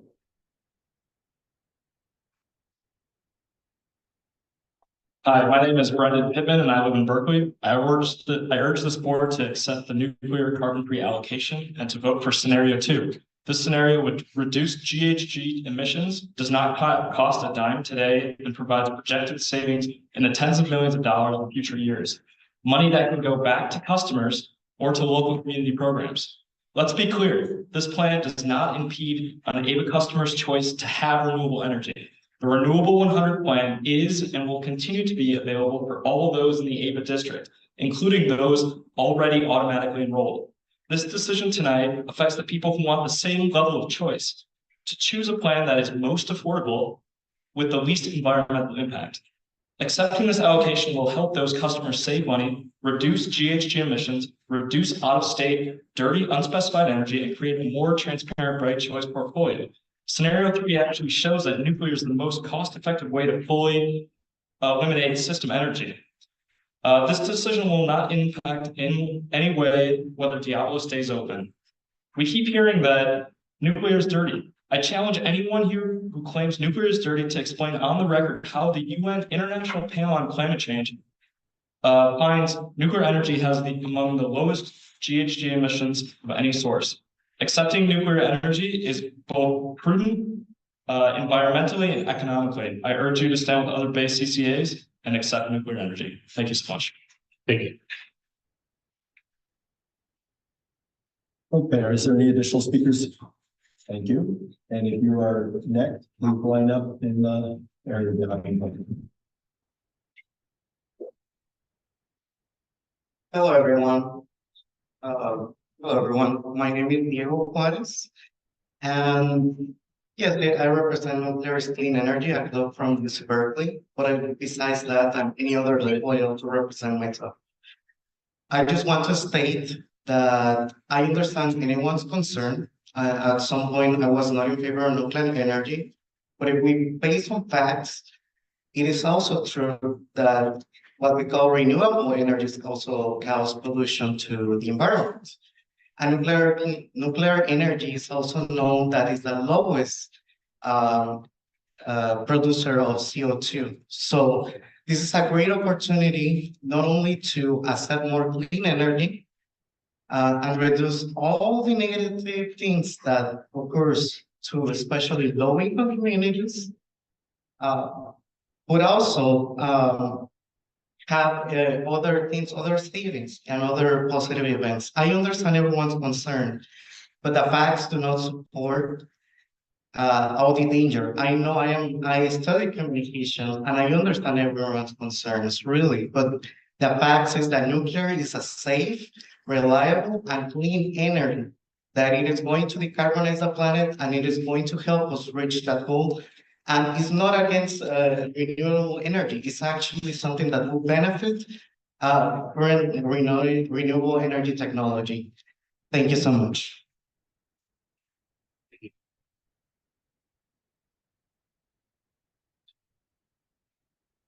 Hello, Board of Directors. Also, thank you, Board Chair, for keeping us all organized and going at an efficient pace. My name is Ayla Peters-Bass. I am both representing myself as a member, as a customer of AVA Community Energy and also from the Clean Energy Alliance. I wanted to remind the board generally just a history of the politics of this particular measure. So in summer of 2019, there were rumors of Nick Chassett, former board CEO, of offering this, going to other CCAs and offering this energy, which a lot of people believed was a gray area for him to have done that. In April of 2020, AVA voted whether to add this nuclear power from PG&E to their power mix.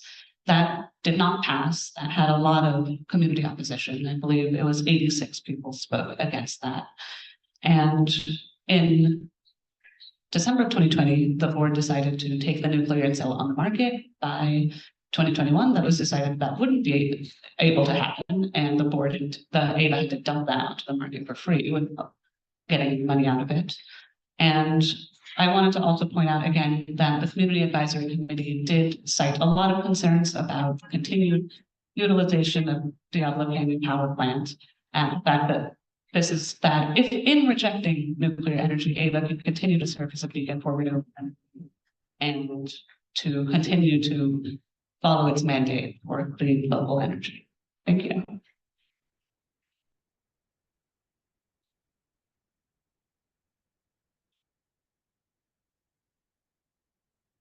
Welcome. Hello, board members and community. I'm Hernando Sanchez, representing the Local Clean Energy Alliance, and I live in Oakland, in Ava Community Energy Service Area. I strongly oppose Ava's decision to accept energy from Diablo Canyon Nuclear Plant. The community has expressed strong opposition tonight, and we want the board to listen deeply to our concerns. Choosing nuclear energy will contradict Ava's commitment to clean and local energy resources, which they frequently advertise and the community has favored. While nuclear energy is considered carbon-free, it still has other negative impacts, such as reliance on diesel machinery, radioactive waste disposal, and potential environmental hazards. Ava will mislead its customers and community members like me if it chooses this path. Instead, let's focus on finding a healthier local solution that benefits everyone, such as further investment in solar and wind energy, electrification, and energy efficiency measures, rather than enabling PG&E's negligence. By investing in solar and wind energy, Ava can uphold its commitment to local and clean energy and contribute to the local economy. This investment will not only reduce our dependence on non-renewable resources, but also create job opportunities in the renewable energy sectors, fostering a sense of optimism and aligned with the community's values for a sustainable energy future. Furthermore, Diablo Canyon Nuclear Plant has a history of safety and environmental concern. And by accepting energy from this source, Ava will indirectly support these issues. We are able to reconsider and explore alternative options that align with the community's best interest. Thank you for your time and attention to this matter. We hope that Ava will consider our concerns and make a decision that reflects the values of this race of the community. It's her. Thank you. There are any additional speakers in the room? Seeing none, we now go online. Howard Manches, you're recognized for 2 minutes. Thank you. 90 seconds, please. 90 seconds. Thank you. Can you hear me? Yes, we can. Okay, my name is Howard Mattis. I live in Berkeley. I'm a nuclear physicist. I'm a fellow of the American Physical Society and the Advancement for American Association for Science. I strongly support nuclear energy. It's a safe alternative, and it prevents greenhouse gas, which is the largest threat to the earth. And we need to encourage things that do not that produce CO2. I understand the risks, and I understand, and from what we heard, is that Ava's decision has nothing to do whether the Diablo Canyon goes or not. What it does, it provides that choosing nuclear energy saves the customers of Ava money, and that's most important for us. Once again, this choosing nuclear energy does not affect anything on safety, so it should be supported. Thank you. Thank you. Beth Weinberger, recognized for 90 seconds.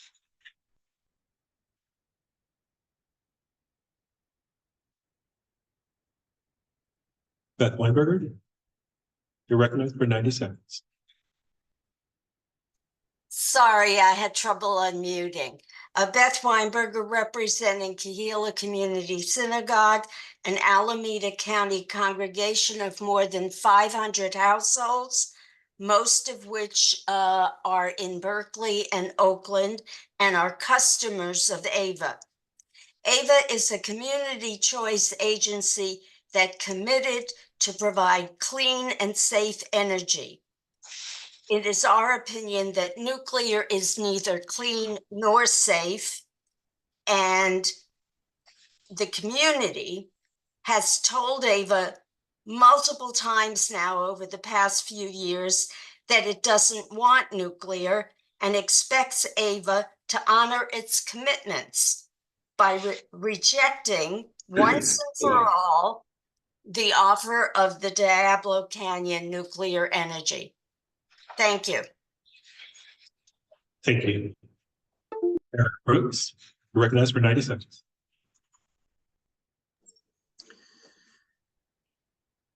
Can you hear me? Okay, good. Can you hear me? Yeah. Yeah. So, good evening again, board members. I'm an OG. Once again, I'm with the local grassroots group Our City and the statewide coalition Californians for Energy Choice. I am one of the OGs of the community choice movement.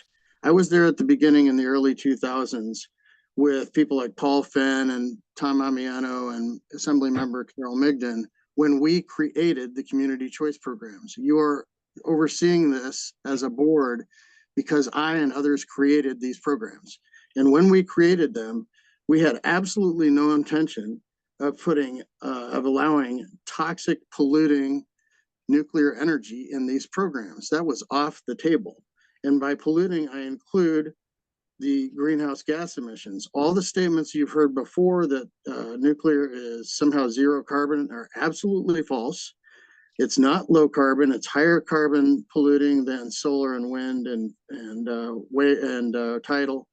And if you go to the internet and look up low carbon, nuclear is not low carbon, and ecologists, you'll find a meta study confirming that. Finally, I just want to close with that. I keep hearing that this is such a good deal, but the reality is in our community choice programs, if we were told that natural gas was a good deal or even free, we would not expand the community choice program's use of natural gas to. Thank you. James Hawk, recognized for 90 seconds. Can you hear me? Yes, Yes. we can. Okay, hi, my name is James Hoff. I live in Tracy, California. I urge Ava to choose the scenario 2 option, which would accept Diablo Canyon Power and would reduce the use of unspecified power imports, which include power from fossil sources. As Ava's own analyses show, the scenario 2 option would reduce emissions and will save a significant amount of money over the next 5 years. Refusing Diablo Canyon Power, on the other hand, would increase both costs and emissions. While the scenario 2 option is my preferred choice, the scenario 1 and scenario 3 options, which also accept Diablo Canyon Power, would be acceptable as well. It should be noted that the great majority of Ava's customers do not have strong opinions about nuclear power. Their main concerns are power costs and CO2 emissions. Therefore, Ava would best serve their customers' desires by accepting Diablo Canyon Power. Thank you. Thank you. Mars Keith, you're recognized for 90 seconds. Okay, can you hear me? Yes. Okay, hello, my name is Imari Mars Keith, and I'm a chapter organizer with the Sierra Club SF Bay chapter. We appreciate that Ava has an understanding that clean energy is important for our communities and would like to stress how accepting nuclear energy from PG&E goes against your founding values of 100% clean energy. As others have stated, y'all have denied the energy mix multiple times, and the community has made it clear time and time again that they do not want nuclear energy. And as much as we may claim that, yeah, Diablo Canyon is going to continue producing this energy, accepting it still affects the frontline and EJ communities on different bases. Like nuclear energy production releases radioactive waste into the environment at every stage, from mining to electricity generation, and the people taking in this waste are usually people of color, and like I said before, frontline and EJ communities. The Sierra Club has also long opposed the use of nuclear energy and believes that this is a false solution to climate change. So we urge you to vote no on accepting nuclear energy from PG&E and invest in clean energy jobs and local clean energy, and just vote scenario 0. Thank you for the opportunity to comment. Thank you. Guido Nunez Mujica, you're recognized for 90 seconds.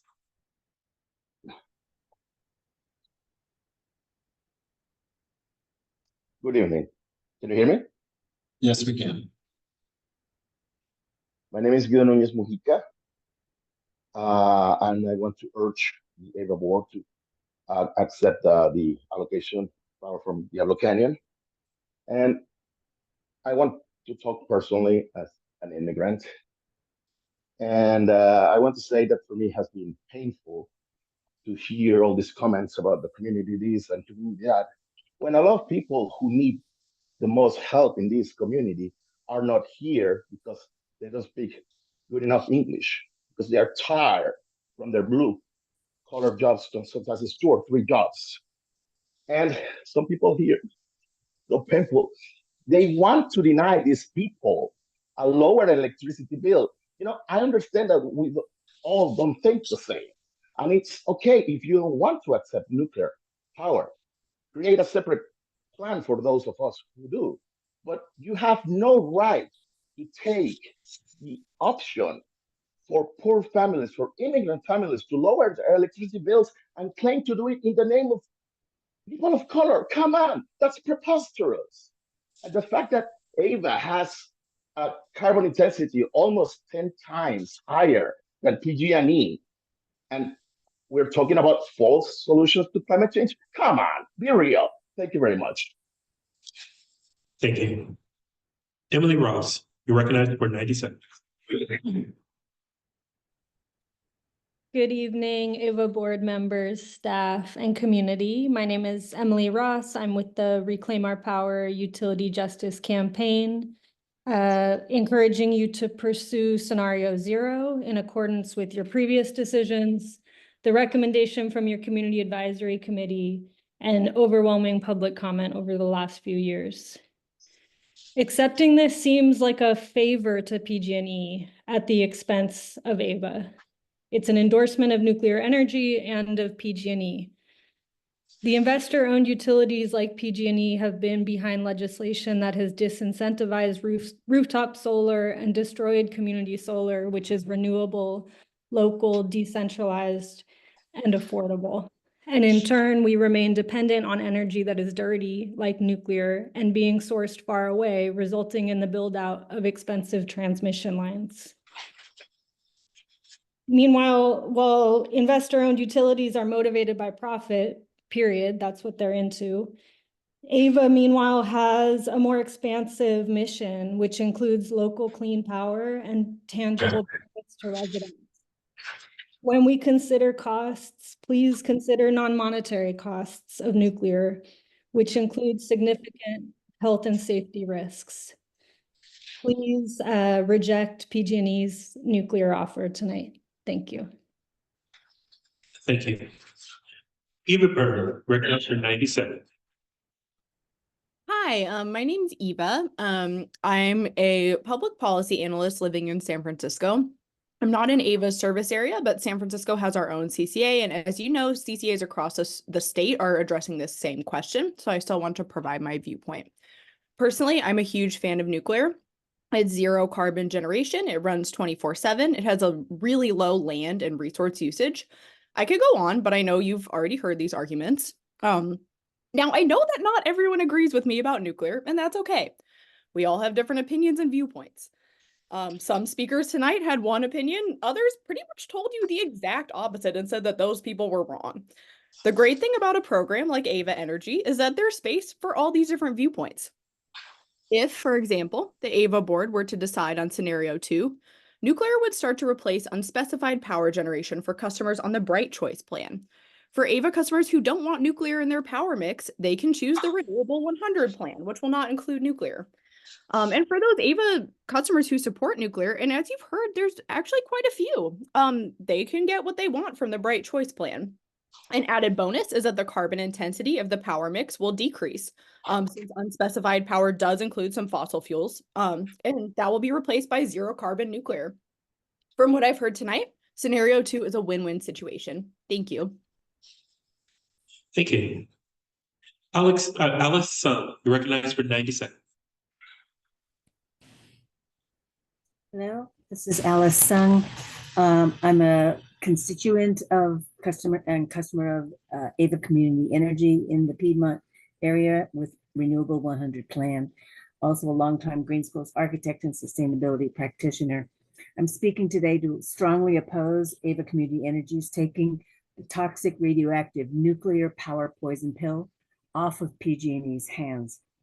Nuclear energy is dangerous to communities, the environment, and to workers. We know that this purchase takes away attention from focusing on the true clean energy investments and slows down progress towards our renewable energy future.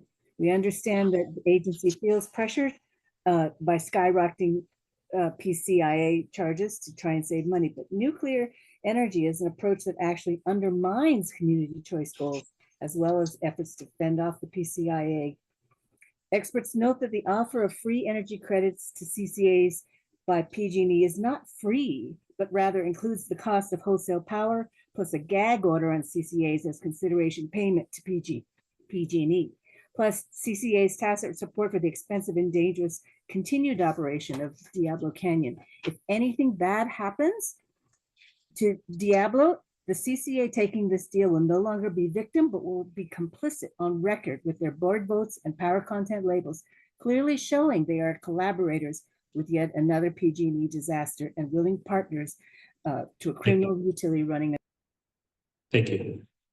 Nia Tisdale, you're recognized for 90 seconds.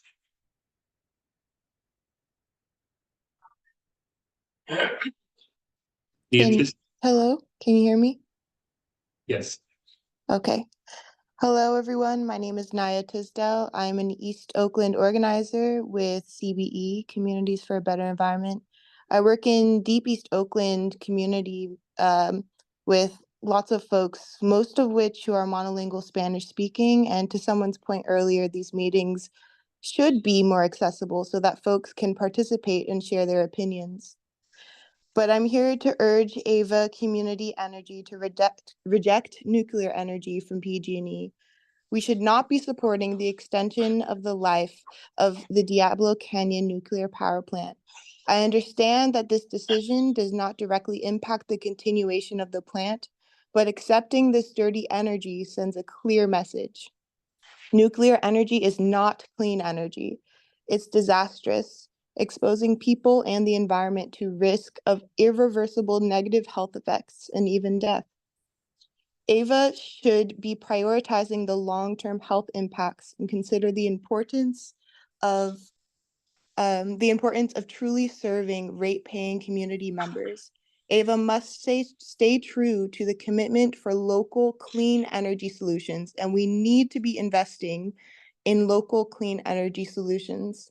We are here to tell you we do not want nuclear. Thank you. Thank you.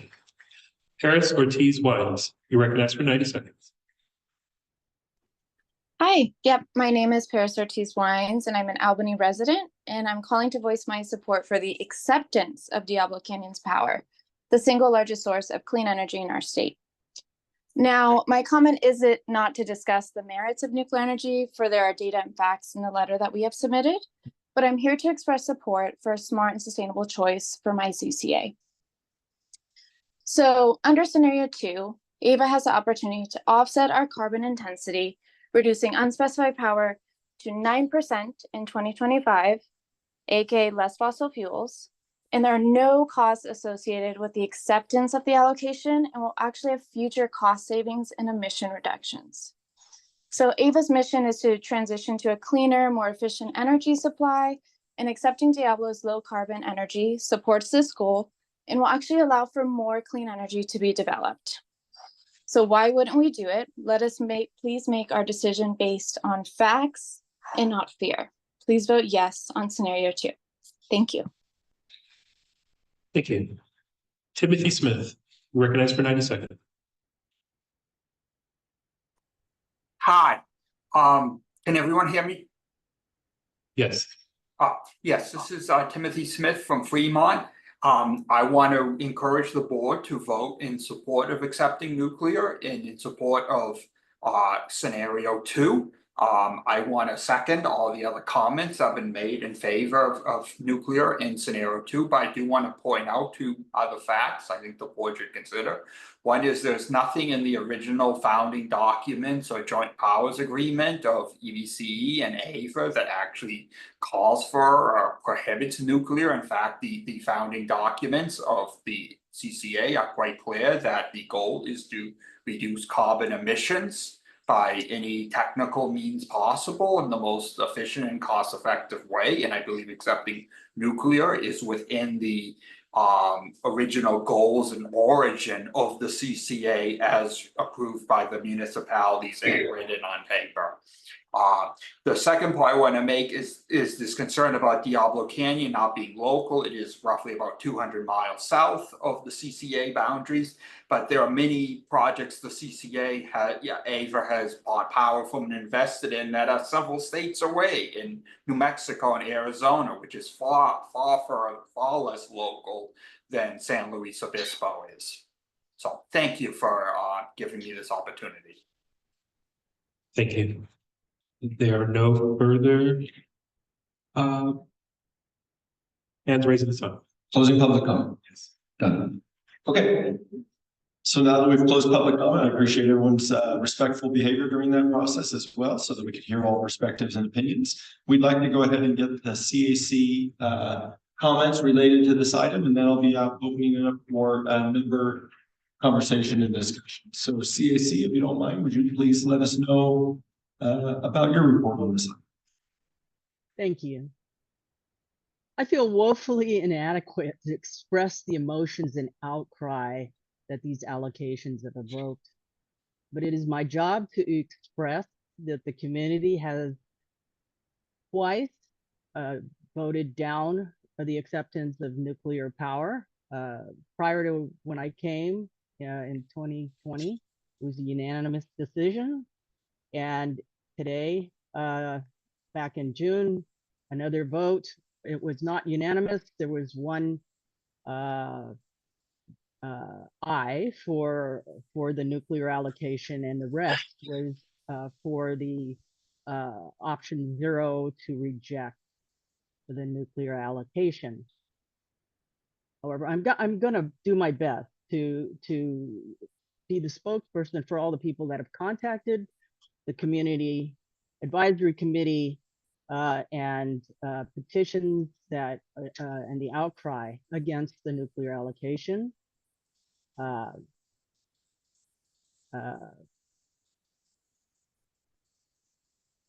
And as a community member myself, I want to remind everybody the purpose of the community aggregators are for clean energy.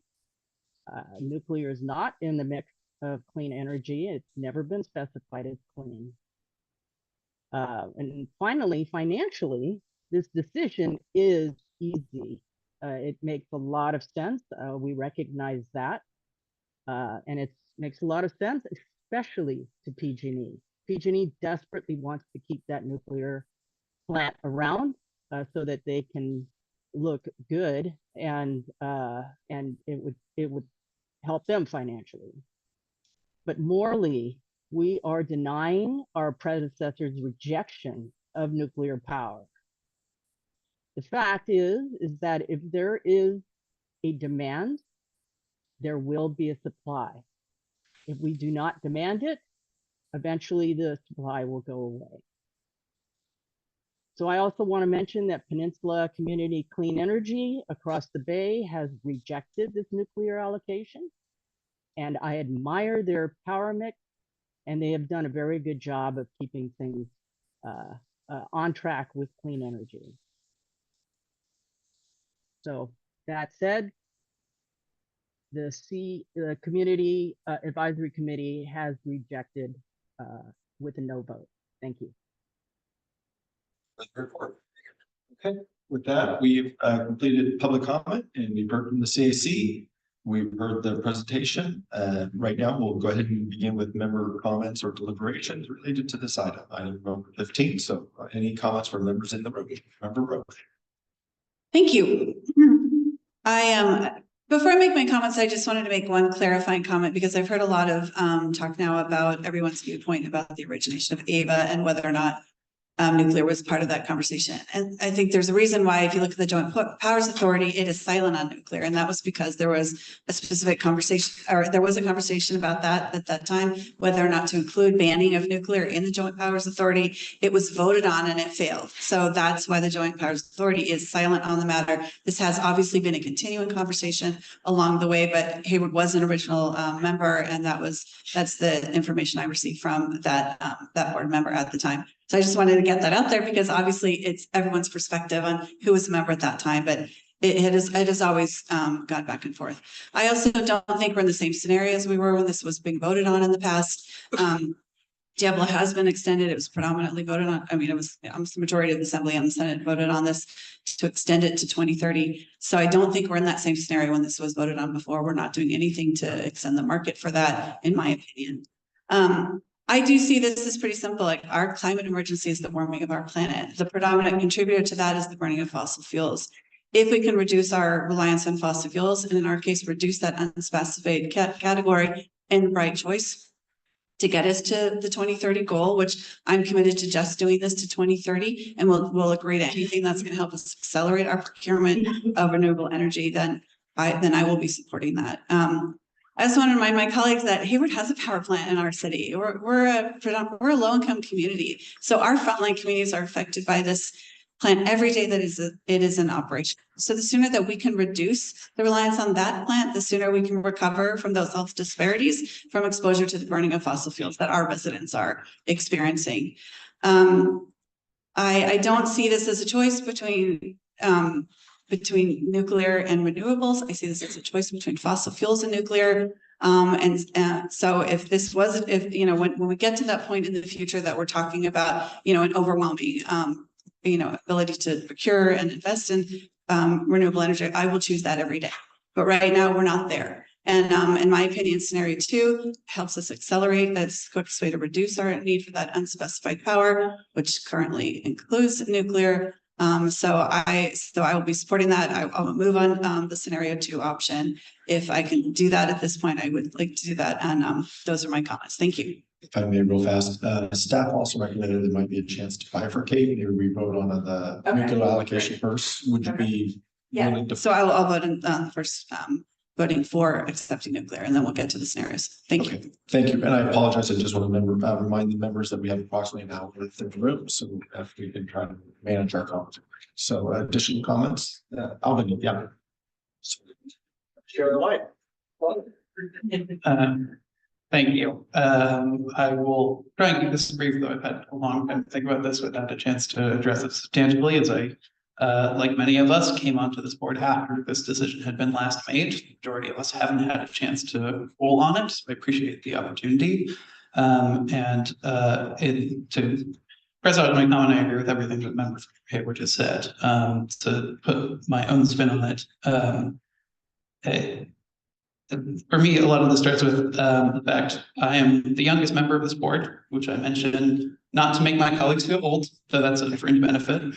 But to emphasize that I'm from a generation that grew up being told that we were going to reap the whirlwind of climate change, that we were going to be incredibly impacted, that the world is going to change around us, and that we have to be doing as much as we can to stop it. So it is frustrating to me to see, because I don't see how we can't take this energy. Because the main action for us, the main result of this is that it will be putting less emissions into the air, reducing emissions. That is the primary aspect of this for us under scenario 2 or scenario 3, both which I would support. And I think we have to be clear about the cost either way. Like the member from Hayward said, this is not comparing renewables with nuclear, it's comparing nuclear with GHG emissions and fossil fuels. And I think it's also that we need to be clear that there is an unavoidable cost from non-renewable energy from fossil fuel burning. There is an unavoidable health impact. There are unavoidable deaths as a result of that. Whereas all of the worst case scenarios for nuclear are possible, are based on the fringe cases, and even in the worst cases, all of the scientific bodies have shown that there is only a handful of deaths or negative impacts you could really link to even the worst case disasters. Whereas there is an unavoidable cost for GHG emissions from non-renewables. To me, this case, that's nuclear writ large. For this case, for AVA specifically, it is as if we have taken out most of the complications of when we're discussing nuclear as sort of an ethical dilemma, because it is not going to cost us. We're not giving up any renewable energy investment. We're probably going to get more. What's more, we're already paying for it. As we've mentioned before, the PCI means that our customers are already paying for it. It gets us cleaner energy, and more so, by us taking it, it's taking it off of PG&E's books. So it's encouraging them to invest more in cleaner energy, something they can avoid doing by relying on nuclear. And they also then put that emissions onto us because that's where unspecified contents power label comes from.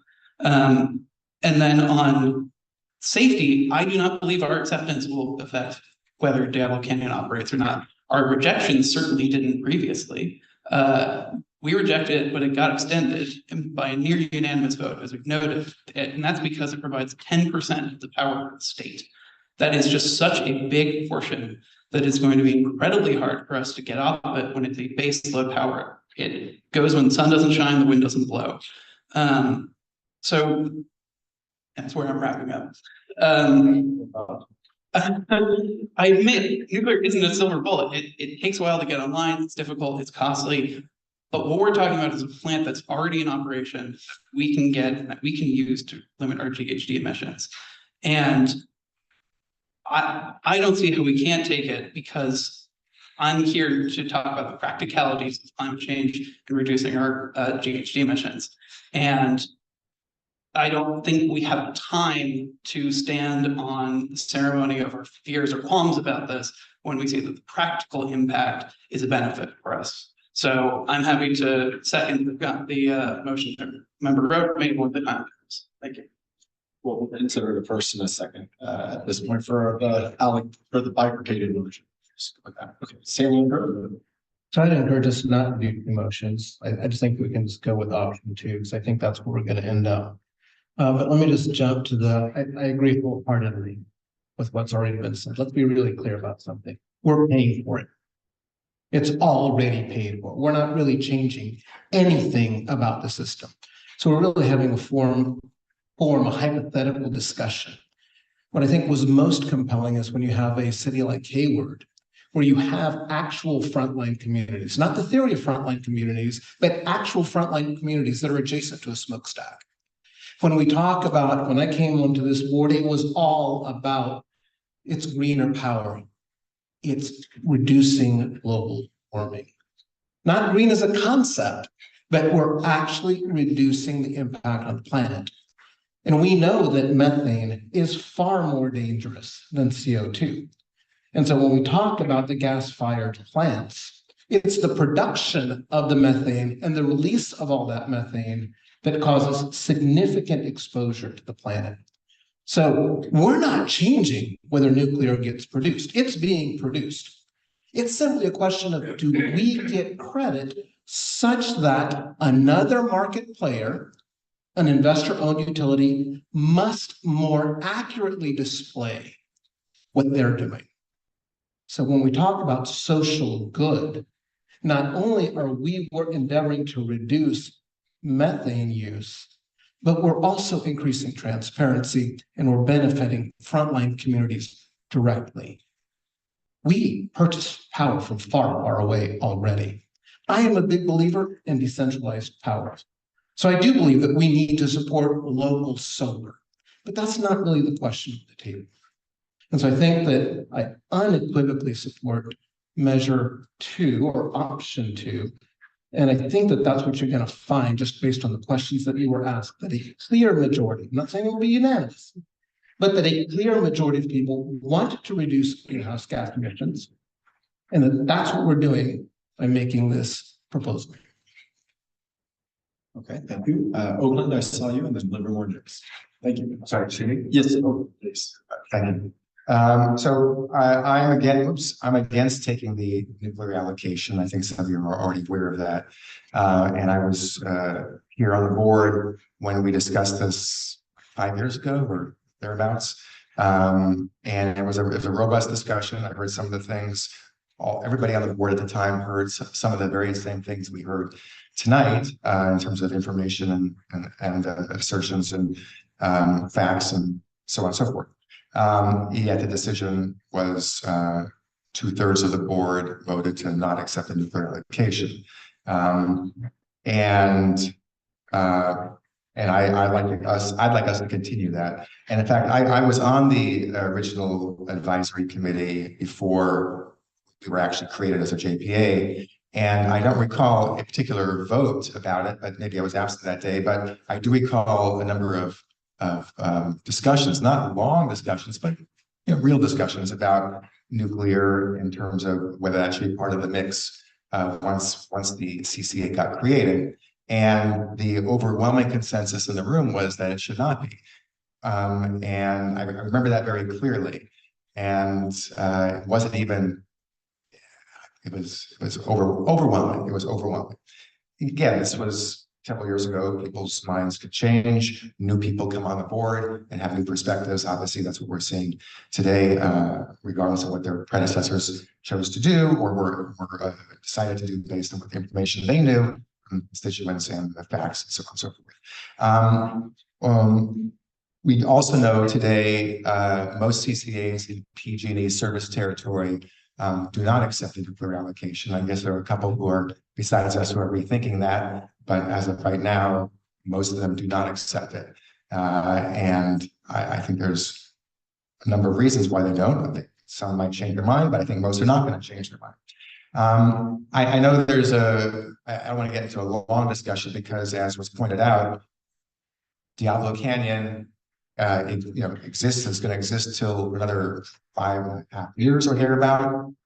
And we taking this or not taking this is not going to, over the next 5 years, as far as we can tell, it's not going to lead to more nuclear energy generation. It's just going to move it around in terms of where it's allocated. But there has been a broader discussion tonight among people in the public and people here on the board about the safety concerns, the broader questions of greenhouse gas emissions and the impacts overall. And as someone who used to work for an organization that led national and international efforts in terms of nuclear power safety, not an organization that was steadfast against nuclear power, but an organization that took a lead on nuclear power safety concerns, nuclear power plant safety concerns around the country, around the world. And the fact is that many existing power plants, many of them are very old, have serious safety problems. And that can be found at the Nuclear Regulatory Commission. It's not just somebody suggesting. It's a fact. It's an actual fact. New nuclear power plants, to the extent that people think that that's a solution in the future, are so ridiculously expensive. It's just not going to be part of our clean energy future in the long term, nor should it be. But even if you want it to be, it's not. It's just not going to happen. And so we could talk about all that all we want, but the reality is that it's not part of our panacea. It's not part of our national solution to clean energy and reducing greenhouse gas emissions in a big way. It could be part of some short-term transition, hard to say, but it's not going to be part of the long-term solution, nor should it be, because there are serious safety concerns, nuclear waste concerns. Those are valid concerns, and we've seen accidents around the world, even if not a large number get in the press. But there are a number of accidents that have had impacts. And then we have the public safety, the public relations impact of deciding to take nuclear power and putting it on our power content label, as we would obviously be required to do. A lot of people be turned off by that, will raise questions about that. Not a lot of people are going to realize, oh, we're not actually producing more generation. People are not going to get the message. And so there's going to be the sense out there that we are, oh, we're all in favor of nuclear power. We're going to do all sorts of, and so I think there's some unanswered questions as to what the impact would be among our constituent ratepayers when they start to see this on our power content label and start to hear about it in the community. So as we know, we're a successful agency. We've been around for how many years now? Several years now, and we're doing well, and we have a pathway to do even better. And so it's not critically important to take this allocation. And so it's a choice, and one would say yes or no, but it's not like, oh my gosh, we have to do this or else we're going to fall apart as an agency and we're going to do this and that. No, it's not the case. We'll be just fine without taking it. And so I would like to, I'm now expressing my support that we not take the allocation.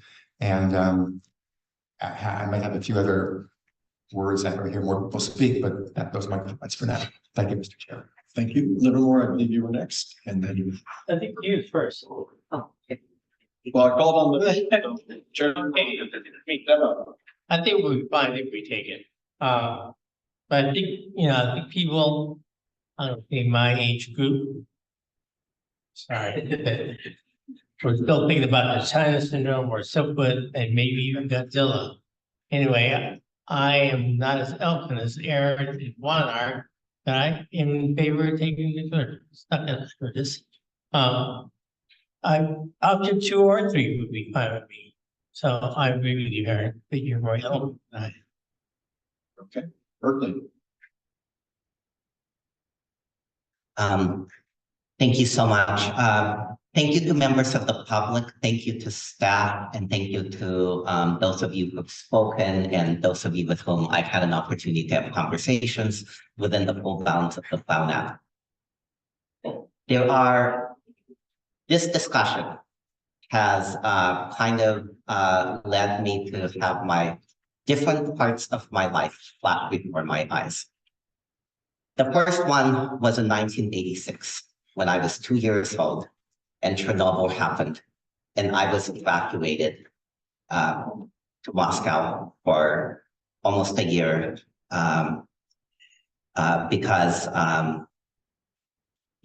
my parents were PhDs and they knew that the government was not telling them the full truth about what happened. My chief of staff had family living in Belarus at the time that had to leave from their home to save their children from the nuclear fallout. They had to live elsewhere for several years before they could return home. After college, I went into working in enhance nuclear safety. That was my career for 12 years. I am intimately familiar with the details of how, yes, certainly nuclear, especially US-based nuclear, is definitely an order of magnitude or 5 safer than what Chernobyl was. And then 3 years into my career, Fukushima happened. And we had to look at beyond design basis situations because no one ever studied that. This is a reactor that sits on a fault line. And it was an earthquake that happened at Fukushima that led to a beyond design basis event. That taught me a few things. Yes, nuclear can be made safe, but the type of reactors we're talking about that are in production right now are not inherently safe. I then went on work on expanding distributed renewable energy. And 2 years ago, this bill came up. It expanded the operation of Diablo by 5 years. Someone asked, why was the vote overwhelming? Well, I'm here to tell you because I side with my own eyes. Legislators being arm twisted at the 11th hour and 59th minute by the governor's administration to get the vote that they needed. What else was in that bill? A solar tax. We actually almost stopped that bill from proceeding to the point where there had to be a clarification in the legislative record that there will not be a solar tax as part of this bill. After that, the Solar Coalition went neutral. It had to. It reached an agreement with the governor's office. But there were a lot of court feelings that there was not more opposition by the community that we worked with. I say all that to say right now, while I appreciate the optimism, and I know we're all, there's no disagreement around that the fact that we want to do everything possible to not just combat, but stop and reverse the worst effects of climate change. And I wish I could tell you that I am optimistic that Diablo Canyon is going to actually stop operations in 2030. But what I have learned, and maybe I am jaded and cynical from my time being in these fights, is that if we accept nuclear, we are going to be used as part of the argument by a future administration, whoever it is, to continue extension. And the argument will be, oh, there are not enough distributed energy resources. There's not enough renewable. Well, what have they actually done in the last 2 years? There was another 11th hour effort by the same administration last month to put the kibosh on the solar on multifamily affordable housing program, the self-generation incentive program, this is battery storage for low and moderate income folks, and the very popular house-shaped program, efficiency HVAC heat pumps for schools, for a measly $30 credit ratepayers. And this is what the administration wanted to do in the 11th hour and 59th minute of this legislative session. So, of course, the state, when they're stymieing every possible effort to increase the amount of renewable energy online, members of the public talk about community solar. We don't have a workable community solar program because of a recent decision by the California Public Utilities Commission appointed by the governor.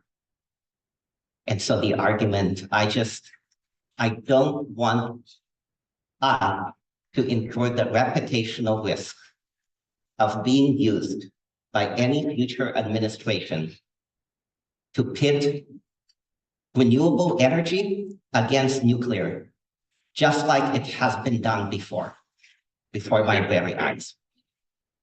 I looked at the volume of comments.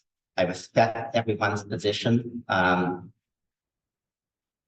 do understand that nuclear is an important transition fuel. And I think here in California, we can do better and we can make a statement by not accepting this attitude. Berkeley is a nuclear-free zone. The comments received by my constituents are overwhelmingly in opposition to taking these attributes, doing PG&E another favor. I want to, whatever the outcome of this vote, I want to work with all of you, and I think we are in full agreement here to accelerate a just and equitable transition to democratize renewable energy. And I am excited to work with you on that. I think that work is going to be easier if we don't pay that. Thank you. Okay, thank you. I'll keep it quick. People have tried to make this a binary choice. It's not. It's way more complicated than that. And I've been sitting here listening to everything, and I think it was Director Gonzalez's comment about people living next to smokestacks. That kind of hit me pretty hard because, you know, I'm the director for Stockton, and we've got a lot of smokestacks and a lot of air quality issues that you don't necessarily get in Alameda County. So I also think about the cost of energy to the people who can least afford it. And when I say it's not a binary choice, we can oppose the idea of keeping Diablo open. I see no reason why we wouldn't want to do that. I think it is dangerous. I grew up during that time as well, you know, when bad things happened in Chernobyl and Harrisburg, right? So I didn't really have an opinion on this. I spoke with Howard about it for a little bit, and I've looked at all of the arguments on both sides. If this were Madden and we were doing simulation games, it'd be different results for every simulation I played in my brain, right? But at this point in time, listening to the arguments, and I don't think we're sending a message that we want to keep Diablo if we do that. And we can very clearly send that message that we don't believe that. We can agendize that, and we can make that statement, and we can talk about that issue of democratizing clean energy, because there have been actions taken in the last few years that have made it very undemocratic, and it made it much more expensive for those at the lower end of the spectrum. So of the economic spectrum. So I'm probably gonna support option 2, scenario 2 as well, because that idea of eliminating system power is a good solution for decreasing the amount of smoke we have coming out of those smokestacks, and making the quality of life better for people that live in those communities. Thank you. Thank you. Pete Martin. Yep, and I'm also going to keep my comments short because I don't know that I can add much to what has already been said, but I also want to appreciate all the engagement on this topic by members of the public, both tonight and in prior conversations about this topic. People have very strong and differing opinions, and I respect what they bring to the table to this conversation. So I just want to put that out there. I am not anti-nuclear because that's a double negative. So I would support scenario 2. I would actually also support scenario 3. Okay. Any additional comments by members in the room before I go on? Seeing none, thank you for your patience online, I know, but membership in the room has its privileges with me. So Fremont or Newport. Thank you. I'm going to go first. Thank you so much, Chair. I believe that the benefits of having nuclear will provide us with cleaner energy, which will lead to cleaner communities. And additionally, when you look at it, you go in on an annual basis to go get your dental x-ray. And going in to get your dental x-ray, you will have more radiation exposure than if you walked into a nuclear power plant. I know that may not be the exact scenario, but it's something that I think everybody can relate to. And for that matter, also we're getting cost savings. And additionally, we're still meeting our goal of adding to a portfolio that kind of has just limits in a defined, specified time for a few years. It's not something that we're going to be going infinitely a long time. And I just believe that we should consider adding it, because renewable energy, as one of the questions was asked already, did renewable energy have nuclear component? And also the unspecified has nuclear component in there. So we have indirectly already approved nuclear, whether you realized it or not, in the different portfolios that we have. And the last reason, I probably could say I'm the only female, Afro-American female with a degree in nuclear engineering in the United States. And I just happened to sit on the AVA Community Energy Board. And I just wholeheartedly, I thought about this many years ago, going to school in engineering. So I've seen it. I've been in the power plants, of course, getting my education back in the day. But I will be supporting this for doing nuclear and looking at the scenario 1. Thank you very much. Thank you. You want to go next, or? Yeah, just real briefly, Mr. Chair, thank you. Little deja vu, like Board Member Kalb, I was on the original steering committee, and back in the day, I did support nuclear energy and was one of the 5 cities that did so. And it's amazing how our state legislature has now come around to support it unanimously, because we can't afford blackouts and rolling blackouts for our customers. Seniors rely on energy, our low-income residents rely on energy. They least can afford to have energy impacts moving forward. It's renewable 24 hours a day. It's carbon-free. I supported it back then, and I'm happy to support it again as we move forward. Thank you. Thank you. Emeryville, thank you for your patience. Thank you, Chair. First, I would like to thank staff for the presentation and to all the speakers and my colleagues for offering diverse and valuable viewpoints.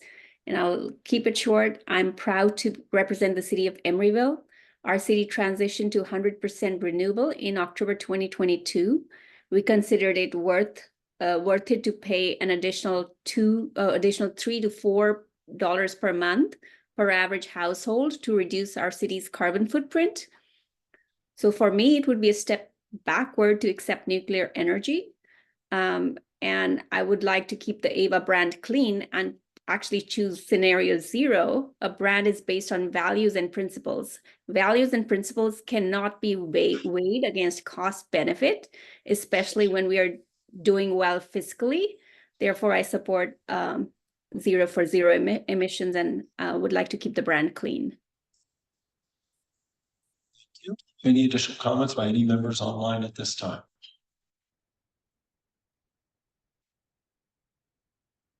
Seeing none, I'll add mine, and then we will see if we go from here. Pleasanton supported the nuclear option at just the last option, choice or presentation before us. And as I evaluate the decisions made here tonight, I think it is amazing to see a respectful conversation about a very difficult topic. So both the members of the public that voiced their concerns, as well as all of the members that I get to serve with on this board, a very difficult, challenging topic. I have a 16-year-old, and obviously I'd like him to inherit a planet where he has aspirations to raise a family and do better. So with that, I think it's important that Renewable 100 obviously continue to be not with a nuclear option, and so that we do continue to support choice, which is what I think is one of our benefits. But Pleasanton is facing a budget challenge, and as a result of that, actually had a strong conversation about downside stepping to right choice, and the concern about the carbon intensity that my city would be going to while I was chair of AVA. Very, very concerning. Felt it was definitely in the wrong direction. So the concept of being able to get bright choice to be less carbon intensive for me is a very significant factor in what I'm choosing here. I actually also like the concept of option or scenario 1 to possibly look at cost savings to our users. But that being said, I think path 2 or scenario 2 would allow us to look for future savings that would be able to be passed to our consumers. And I am hearing significant concerns about the cost. I'm also slightly worried about, as an agency, as we increase load for Stockton labor in unincorporated San Joaquin County, because we are having a challenge finding the renewable power that we are going to New Mexico and transmitting from New Mexico to get that renewable power. And so there's a definite rush to renewables that is causing the spot market costs. So that Pleasanton will be supporting in scenario 2 at this time with the concept of future savings for our customers. So with that, if I may recommend from the chair position that Member Road, you modify your motion to include scenario 2 and see if we have an agreement, and then we'll do a roll call vote and see where we go. Yep, I'm in agreement with that. Okay. So we have a motion and a second. The motion is to go with accepting the nuclear allocation scenario 2, just so that everyone is aware. Is there any additional comments before we take the vote? Hearing none, roll call vote, please. Thank you very much. Alameda County. No. Berkeley. No. Dublin. Dublin. Emeryville. No. Fremont, Yes. Hayward, Yes. Livermore, Yes. Newark, Yes. Oakland, No. Piedmont, Yes. San Leandro, Yes. Stockton, Forgetting which simulation this is. Yes. Tracy, No. Union City. Yes. Yes. Yes. Can you repeat your reference? Yes. Thank you. Albany, Yeah. Pleasanton, Yes. the measures affirmed. Yep. Yes. What was that final tally in Newark? Newark did vote. Okay. The tally was 10 in favor. Yes. Ten for what? 10 to 5. Yes. With Dublin, looking, appearing that the name dropped off. Take off one. They're not in the participating, no. Yes. Okay, sorry. Okay, the vote is 10 to 5 in favor of scenario 2. Okay, I will say I appreciate everyone working through that. I anticipated a difficult meeting, but I really appreciate everyone rising to show good governance, especially in this. So thank you so much. We've seen examples of when that doesn't occur. Okay, with that, we are closing item 15 and moving to item 16, board member and staff announcements and moving requests to place items on future board agendas. We're approaching the end of the second half of the year or end of the year here. So we are thinking about change transitions and committee transitions and all of that. But is there any member that would like to see anything placed on the agenda at this time? I might go ahead and recommend member Wright's comment about. Actually, yes, I was just about to, is there a way we could agendize a position on Diablo Canyon, for future agenda? Like a future position? Yeah. Yeah. I'll just mention as well, we are anticipating that Oakland, we may not be able to meet quorum. We're still trying to figure that out due to the League of California Cities meeting. So as a result, Oakland meeting may be canceled as a result of that. Sorry. October's meeting due to the League of California Cities. So please keep members just be aware we may be doing that. So we might punt to that. Yes. Yeah, thank you for that. And I was also thinking along similar lines scenario, but I wanted to see if we might also be able to agendize with staff's, readiness to do this, options for how we can further accelerate a transition to 100% renewable. So I think if I may, we typically discuss as we start to plot the budget. And so that is usually a early spring conversation that the board has. So maybe if you're amenable, we just hold that into like March or April. Yeah, and I'll just say there's issues that touch that as well, just related to sort of portfolio mix, what the roadmap looks like, some of the general financial risks and challenges we have to sort of speak to some of those factors. So, yeah. Member Paul. Thank you, Mr. Chair. So how the governor has a bunch of bills on his desk. We know by the end of this month, we will know what happens. So maybe in October or November, when we're meeting next, we'll have a report. Here's how things went this year. He signed these bills, he vetoed these, yay, kind of a thorough report on legislative successes or lack thereof. Yes, we have that summary prepared and probably present something to the MRL ahead of that, and then we'll see if the document.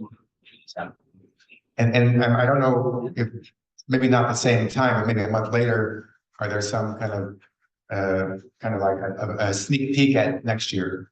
Kind of thing. What do we think will be the key issues and energy issues of 25? And what kind of issues do CCAs want to move on that might be able to partner with the environmental community or the solar community or whatnot, just kind of. Any additional items to add to the future agenda by any members, virtual or in the room? All right, seeing none, this meeting is hereby. Oh, I'm sorry. Yeah, comment. First off, I'm not sure if you know, Ava was, I'm president of the Livermore Lions Club. We had a 100-year anniversary this Sunday, and looked for sponsors to help us do it. And Ava was one of our sponsors, so we have a big banner with Ava on it that we're going to show at every event that we go to. And the other thing is, Livermore has labs, 2 of them. And I sent Adrian a flyer. There's a speaker that we're gonna have service meeting where Juan, anyway, we create here is really welcome. Because anyway, you're welcome to it. One of the scientists from Livermore Labs is gonna be there to talk about nuclear energy and nuclear reactors. He's an expert on it, been studying it for years. If you want it, it's $35. I did have a flyer. And the other thing is, there's a grant. Is there Miss Shu here? Anyway. Sugar. Sugar. Anyway, I Shu. I guess a $200 grant came to Livermore do an art project. I'm still trying to figure out exactly what it's gonna be. But thank you, anyway. Yeah. I promise. There is a bill that has survived the onslaught of PG&E and is on the governor's desk, SB 1374. It will restore a workable solar program for renters in multifamily housing and schools. So I know what I'll be doing in my individual capacity is sending the governor a note in support of this bill. And if this moves you, any individual or elected official in the individual capacity can do the same. Any additional comments? Chair. It's I'm here to say thank you. It's important to thank people. Yeah. So at Oktoberfest in San Leandro this last weekend, we had Ava present. And so I want to say thank you for being present and supporting our custom. Yeah, I don't know how that got snuck in, but. Oh, and listen to. It's good to feel good about thinking. We have a 10-second plug from our senior. I just want to thank everyone for their civility. Thank you all public commenters, and want to invite everyone to a free family event, October 5th, Science in the Park at California State University East Bay. And thank you, Ava, for being one of the sponsors. Oh, with that meeting adjourned.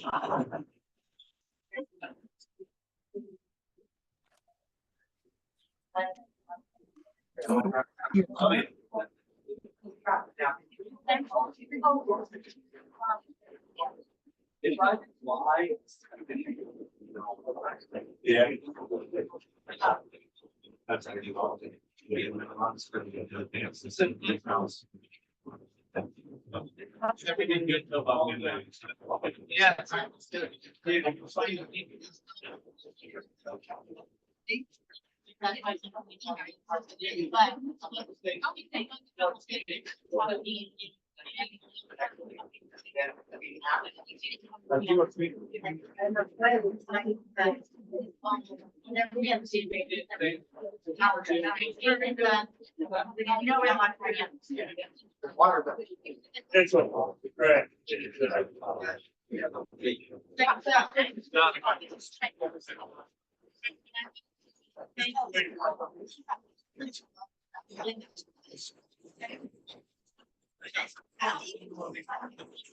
Yes.